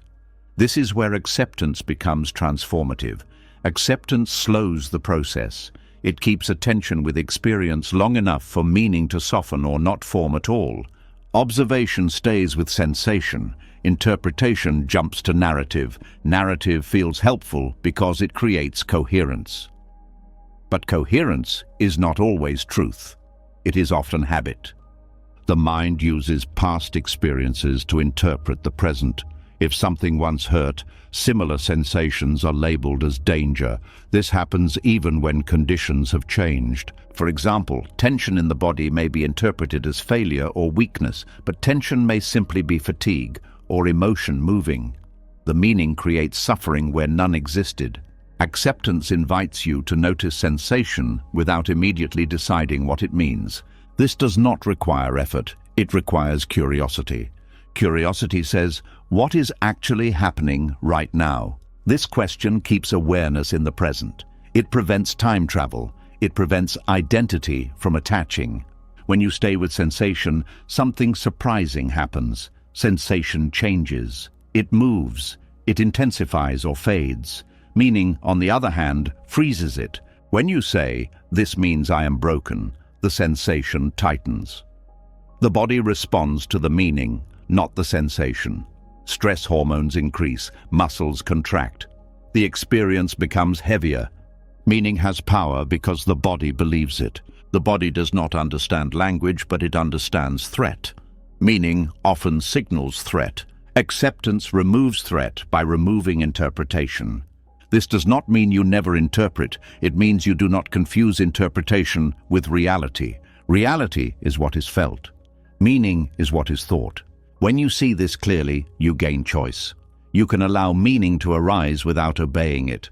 This space between experience and meaning is where freedom lives. Most people collapse this space. They live as if experience and meaning are one. They say, "I feel anxious, therefore something is wrong. I feel sad, therefore life is bad." These conclusions feel logical, but are not inevitable. Acceptance reopens the space. In that space, you can feel anxiety without panic. You can feel sadness without despair. You can feel anger without violence. The feeling remains. The suffering does not multiply.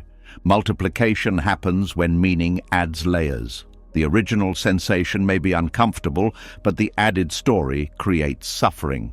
For example, physical pain hurts. The story that it should not be happening, that it will never end, that it means something is wrong with you, creates suffering. Acceptance does not remove pain. It removes the extra layer. The Buddha described this as the second arrow. The first arrow is the pain of life. The second arrow is the pain you add through resistance and interpretation. Acceptance drops the second arrow. Dropping the second arrow does not require understanding everything. It requires staying with what is felt without jumping to what it means. This staying is not passive. It is attentive. Attentive presence reveals details. Sensation has texture, movement, temperature. These details ground awareness in experience. Grounding prevents escalation. Escalation happens when the mind runs ahead. The mind often believes it must explain to protect. But explanation is not the same as response. Response arises from clarity. Clarity comes from observation. Interpretation clouds clarity. When you observe without rushing to meaning, patterns reveal themselves naturally. You see how sensations rise and fall. You notice how thoughts follow sensation, not the other way around. This reverses a common belief. People think thoughts create feelings. Often feelings arise first, and thoughts explain them later. Understanding this changes your relationship to thought. Thought is commentary, not command. Meaning is suggestion, not fact. When you see this, suffering loosens. The space between experience and meaning is also the space where compassion lives. When you stop interpreting your own sensations harshly, you stop interpreting others harshly. You see behavior as response to experience rather than moral failure.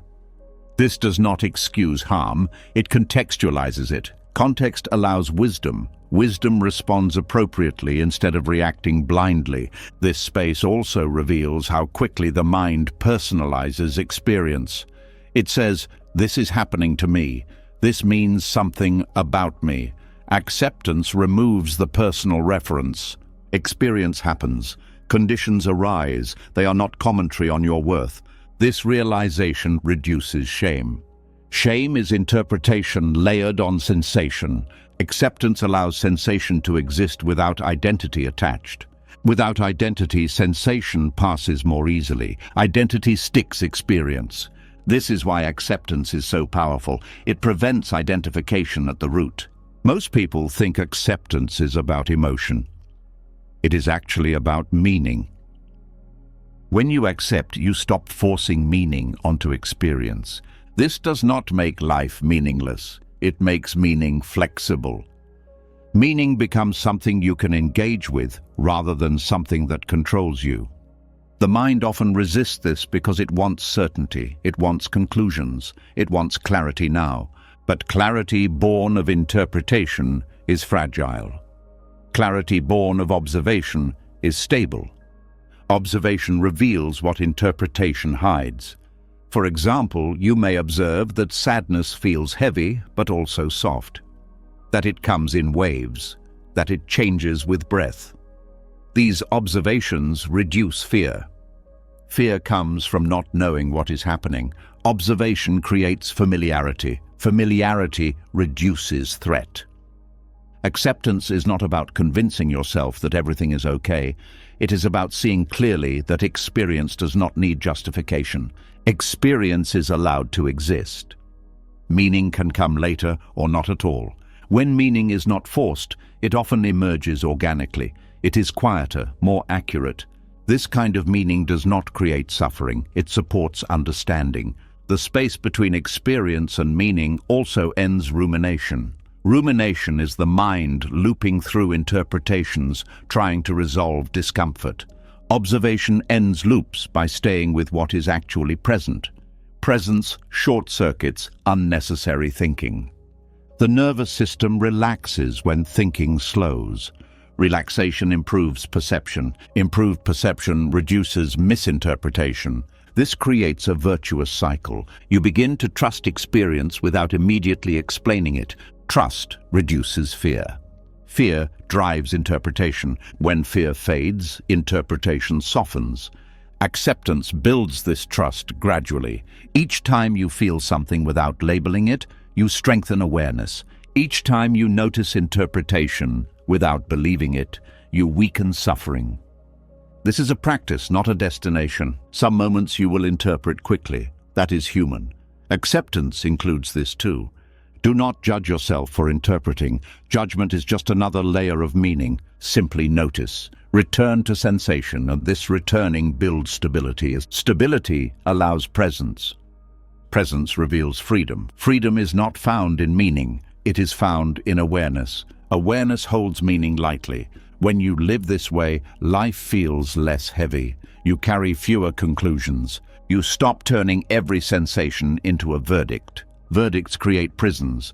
Observation creates space. In that space, you can feel deeply without drowning. You can think clearly without clinging. You can respond wisely without rushing. This is not a mystical state. It is a natural function of awareness when not interrupted. Acceptance protects this function. As the space between experience and meaning becomes clearer, another fear quietly arises. If you stop interpreting harshly, if you stop resisting what is, does that mean you must accept everything and everyone without limits? Does acceptance mean tolerating harm, disrespect, or losing yourself in the name of compassion? This fear keeps many people guarded, confused, and emotionally exhausted. Acceptance of others is one of the most misunderstood practices. Many people swing between two extremes. They either resist others constantly, trying to change them, fix them, or judge them, or they collapse into self-abandonment, tolerating behavior that hurts them because they believe compassion requires it. Both paths create suffering. True acceptance lives somewhere else entirely. Accepting others as they are does not mean agreeing with them. It does not mean staying silent. It does not mean surrendering your needs. It means seeing clearly who they are, how they are, and what they are capable of in this moment, without demanding they be different before you allow yourself to be at peace. Boundaries are not the opposite of acceptance. They are its natural companion. When you accept someone fully, you stop arguing with reality. You see their patterns, their limitations, their fears, and their conditioning. This clarity allows you to respond wisely instead of react emotionally. Reaction comes from expectation. Response comes from understanding. Most conflict arises because we expect others to meet needs they cannot meet. We expect awareness where there is none, accountability where there is avoidance, sensitivity where there is defensiveness. When they fail, we feel hurt and betrayed. Acceptance removes this illusion. When you see someone clearly, you stop hoping they will become someone else. This does not make you cold. It makes you grounded. Grounded compassion does not beg for change. It adapts. Adaptation is not surrender. It is intelligence. When you accept that someone is emotionally unavailable, you stop exposing yourself repeatedly, hoping for a different outcome. You do not punish them. You do not shame them. You simply adjust how close you stand. This adjustment is a boundary. Boundaries are often misunderstood as walls. In reality, they are doors. They define where connection is safe and where it is not. Without boundaries, acceptance becomes self-erasure. Self-erasure breeds resentment. Resentment is compassion betrayed. Many people fear boundaries because they were taught that love requires sacrifice. That being kind means enduring discomfort. That saying no is selfish. These beliefs distort compassion into martyrdom. Martyrdom is not love. It is avoidance of conflict with self. Acceptance with boundaries says, I see you as you are, and I will not harm myself to stay close to you. This stance is deeply respectful. It honors both realities. It also removes manipulation. When you stop trying to change others, you stop using guilt, pressure, or withdrawal to get your needs met. Communication becomes cleaner. Clean communication does not mean pleasant communication. It means honest. Honesty grounded in acceptance is calm. It does not need to convince. When you accept others, you stop taking their behavior personally. You recognize that their actions arise from their internal state, not your worth. This reduces emotional reactivity. Reduced reactivity makes boundaries easier to hold. Boundaries held with anger invite conflict. Boundaries held with clarity invite respect, even if they are not liked. Acceptance also frees you from over-explaining. You do not need others to understand your boundary for it to be valid. You do not need agreement to honor yourself. This is where many people get stuck. They believe compassion requires consensus. It does not. Compassion requires presence. Presence allows you to feel empathy without losing orientation. Empathy without boundaries becomes enmeshment. Enmeshment confuses responsibility. You start carrying emotions that are not yours. Acceptance clarifies responsibility. You are responsible for your actions, your choices, your boundaries. You are not responsible for regulating someone else's emotions. When you accept others, you stop trying to manage their reactions. This is liberating. Trying to manage others is exhausting because it is impossible. Acceptance removes this burden. This does not mean you stop caring how your actions affect others. It means you stop controlling how they feel about it. This distinction is essential. Boundaries grounded in acceptance are flexible. They adjust with context. They are not rigid rules. They are living responses. Rigidity comes from fear. Flexibility comes from trust. Trust that you can respond to what arises. When you accept someone's limitations, you stop fighting them, but you also stop asking them to give what they cannot. This prevents repeated disappointment. Disappointment comes from expectation, not reality. Acceptance dissolves expectation. This does not mean you lower standards. It means you stop expecting someone to meet standards they have not shown capacity for. Standards remain internal. Expectations become realistic. This realism is kindness. Acceptance also changes how you listen. You hear what people are actually saying, not what you wish they meant. This prevents misinterpretation. Misinterpretation fuels conflict. Clear seeing reduces drama. Drama thrives on projection. Acceptance removes projection. When you stop projecting who someone should be, you see who they are. This clarity allows you to choose proximity wisely. Choice replaces obligation. Obligation breeds resentment. Choice builds respect. Many people confuse acceptance with passivity. They think accepting someone means staying in harmful situations. This is false. Acceptance allows you to leave without hatred. Leaving without hatred is powerful. Hatred keeps you bound to the situation emotionally. Acceptance frees you. You can walk away without needing the other person to be wrong. This is maturity. Acceptance also allows compassion without collapse. You can understand someone's pain without absorbing it. You can acknowledge their struggle without fixing it. Fixing is often a way to avoid discomfort. Acceptance stays present with discomfort without taking ownership of it. This presence can be healing without self-sacrifice. In relationships, acceptance with boundaries creates safety. Safety allows honesty. Honesty deepens connection. Without boundaries, honesty feels dangerous. Acceptance also helps you forgive without reconciling. Forgiveness releases emotional burden. Reconciliation requires trust and change. These are different processes. Many people stay in harmful relationships because they confuse forgiveness with access. Acceptance clarifies this distinction. You can accept someone fully and still choose distance. Distance is not rejection, it is care. Care for yourself and for the reality of the other. Boundaries also protect compassion from burnout. Without boundaries, compassion becomes depletion. You give until you have nothing left. Depletion breeds bitterness. Acceptance ensures compassion remains sustainable. It allows you to say yes when you mean yes and no when you mean no. Clarity replaces guilt. Guilt often arises when boundaries are set from fear. Acceptance dissolves guilt by aligning action with reality. When you accept your own needs, boundaries feel natural. Self-acceptance is the foundation of accepting others. Without self-acceptance, boundaries feel like aggression. With self-acceptance, boundaries feel like honesty. Acceptance also changes conflict. Conflict becomes information rather than threat. You listen more. You defend less. Defensiveness comes from fear of being wrong. Acceptance removes the need to be right. You can hear criticism without collapsing or attacking. You can respond without escalating. This does not mean you tolerate abuse. Abuse requires boundaries, sometimes firm ones. Acceptance does not weaken boundaries, it strengthens them. Boundaries set without acceptance are fueled by anger. Boundaries set with acceptance are fueled by clarity.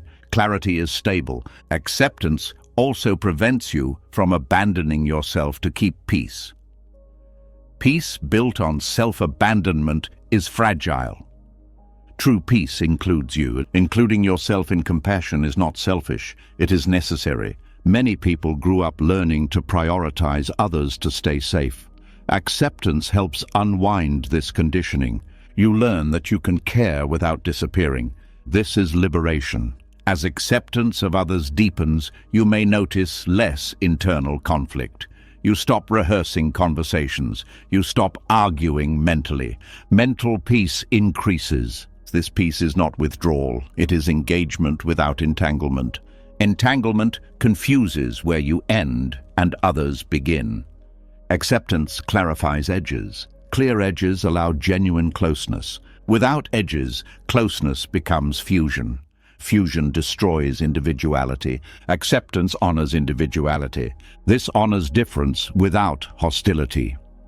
You do not need others to be like you to respect them. Respect does not require agreement. Acceptance allows coexistence. Coexistence reduces suffering. As you live this way, relationships become simpler. Not always easier, but clearer. Clarity is kind. Kindness grounded in clarity is strong. This strength allows you to stay open without being consumed. As acceptance settles into relationships without self-abandonment, something subtle begins to take over. You stop forcing insight. You stop trying to figure everything out. And strangely, clarity starts appearing on its own. Not as loud conclusions, but as quiet knowing. This is the moment many people miss, because they are still looking for wisdom instead of allowing it. Wisdom does not arrive through struggle. It arrives when struggle ends. Most people believe clarity is something you earn by thinking harder, analyzing longer, or pushing through confusion. They treat wisdom like a prize at the end of effort. But wisdom is not created by effort. It is revealed when effort relaxes. Non-resistance removes interference. Interference is the constant mental noise of fixing, judging, comparing, and controlling. When this noise quiets, perception sharpens. You begin to see what was always there, but drowned out by urgency. This is why insight often comes in moments of surrender, in the shower, on a walk, late at night when you stop trying. The mind is relaxed enough to let understanding surface. Understanding does not come from force, it comes from alignment. When you stop resisting what is, you stop distorting it. Distortion requires tension. Clarity requires openness. Non-resistance allows reality to show itself without filters. You see patterns instead of fragments. You notice timing instead of chaos. You sense when to act and when to wait without needing justification. This sensing feels intuitive, but it is not mysterious. It is the nervous system functioning without threat. Threat narrows perception. Safety widens it. When you are resisting life, the body is tense. The brain prioritizes survival over insight. It scans for danger, not meaning.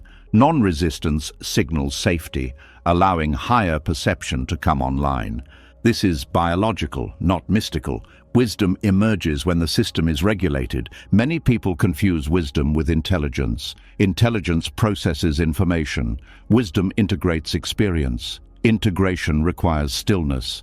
Stillness allows experiences to settle into understanding. When you stop fighting emotions, they complete themselves. When they complete, they leave information behind. That information becomes wisdom. Incomplete emotions distort perception. Completed emotions clarify it. This is why suppressing or indulging emotions delays wisdom. Both interrupt the natural cycle. Non-resistance allows the cycle to finish. As cycles complete, the mind becomes less cluttered, less reactive, more spacious. In this space, insight feels obvious, not dramatic, obvious. You realize what matters and what does not without debating it. You stop chasing answers and start trusting discernment. Discernment is wisdom in motion. Discernment does not argue. It chooses quietly. This quiet choosing is often mistaken for passivity, but it is precise. You act with less effort and better timing. Effortless action is a hallmark of wisdom. This does not mean action disappears. It becomes aligned. Alignment means your thoughts, emotions, and actions point in the same direction. Resistance fractures this alignment. Non-resistance restores it. Restored alignment feels like ease. Ease is not laziness. It is efficiency without strain. The ego resists this because it equates effort with value. It believes that if something feels easy, it must be shallow. But depth does not require tension. Depth requires openness. Water is deep because it yields. Wisdom yields to reality instead of pushing against it. When you stop resisting, you stop insisting on your version of events. You become available to what is actually happening. Availability allows learning. Learning that comes from availability is embodied. It changes behavior without needing reminders. You do not have to remember wisdom. You live it. This is why non-resistance feels like intelligence returning home. You stop second-guessing. You stop over-explaining. You stop rehearsing. The mind quiets not because you forced it, but because it has nothing left to argue with. Arguments require opposition. Non-resistance removes opposition. Without opposition, thought becomes functional instead of compulsive. Functional thought solves practical problems and then rests. Compulsive thought keeps working even when nothing needs to be done. Wisdom knows when to stop. This stopping is not withdrawal, it is completion. Completion feels satisfying without excitement. Excitement seeks more. Satisfaction rests. Rest is where wisdom integrates. Many people fear resting because they think momentum will be lost. But momentum created by struggle is unstable. Momentum created by clarity is sustainable. When struggle stops, energy is conserved. That energy supports insight. Insight is not something new entering the mind, it is confusion leaving. Confusion leaves when resistance ends. This is why wisdom feels familiar, like remembering rather than learning. You recognize truth instead of discovering it. Recognition is quiet. Recognition does not announce itself. It settles. You may notice fewer internal debates, fewer mental negotiations. Decisions feel simpler. Simple does not mean easy emotionally. It means clear. Clear decisions can still be difficult, but they do not feel confused. Confusion drains, clarity steadies. Non-resistance also changes how you handle uncertainty. Instead of panicking, you pause, you listen, you allow the situation to reveal itself. This patience is not passive, it is attentive. Attentive waiting is a form of wisdom. Wisdom does not rush clarity, it allows it. Rushing comes from fear. Fear collapses perception. Allowing expands it. This expansion reveals connections you would miss when pushing. You notice how one thing leads naturally to another. You see cause and effect without forcing conclusions. This seeing dissolves blame. Blame narrows. Understanding widens. Understanding does not excuse harm. It informs response. Response guided by wisdom is measured. It uses appropriate force when needed and restraint when needed. Appropriate force does not come from anger, it comes from clarity. Anger distorts timing. Clarity times action well. This is why non-resistance does not make you weak, it makes you accurate. Accuracy is strength without aggression. When resistance falls away, you also stop resisting yourself. You trust your capacity to meet life. This trust allows intuition to function. Intuition is not guesswork. It is rapid integration of experience. Integration requires quiet. Noise blocks intuition. Non-resistance reduces noise. As noise fades, intuition sharpens. You begin to sense subtle signals. A tightening that says no. A lightness that says yes. A pause that says wait. These signals were always present. They were ignored in favor of thought. Thought is slower than intuition when clarity is present. This does not mean abandoning reason. It means reason works with intuition instead of against it. Together they form wisdom. Wisdom does not need to prove itself. It does not need validation. Validation seeking is a sign of doubt. Non-resistance dissolves doubt by grounding you in experience. Experience teaches faster than theory. The more you live without resistance, the more confidence grows. Not confidence in outcomes, but confidence in response. You know you will respond appropriately when the time comes. This knowing reduces anxiety. Anxiety is fear of not knowing how to respond. Wisdom removes this fear. You no longer need to pre-solve life. Life unfolds. You meet it. This meeting feels intimate, alive. You stop standing outside life trying to manage it. You stand inside it, participating. Participation feels meaningful without effort. Meaning arises naturally when you are engaged without resistance.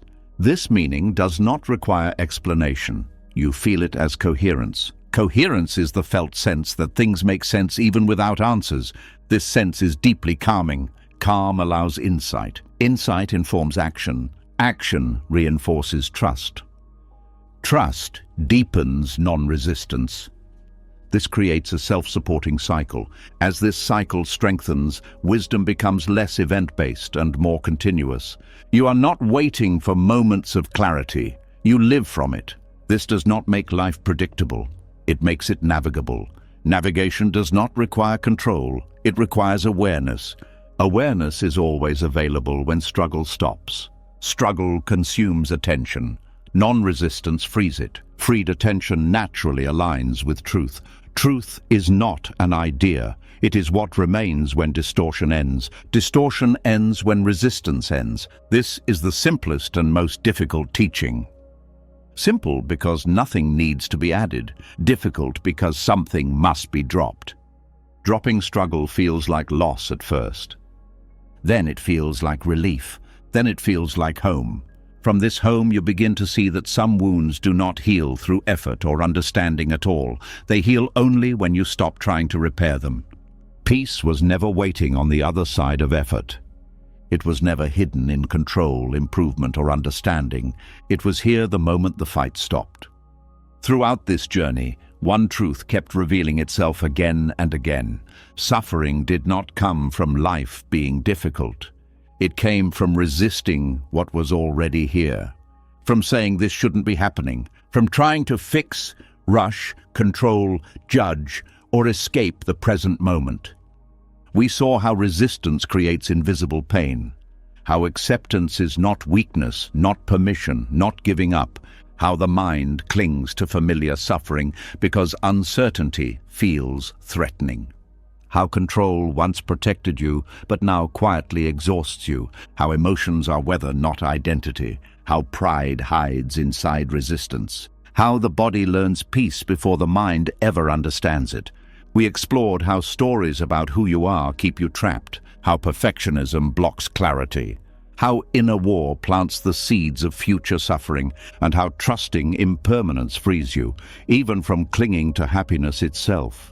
We saw why peace can feel like failure, why closure is not required for healing, why time travel through past and future drains your life, why waiting to be ready delays freedom, why desire is not wrong but misdirected, why self-judgment is an illusion, why stillness can feel unsafe, and how suffering begins the moment meaning replaces observation.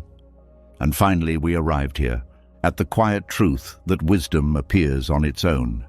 When struggle ends, nothing needed to be added, only released. If one idea stayed with you, one moment that softened something inside, write, "I choose acceptance" in the comments. Not for me, but as a signal to yourself.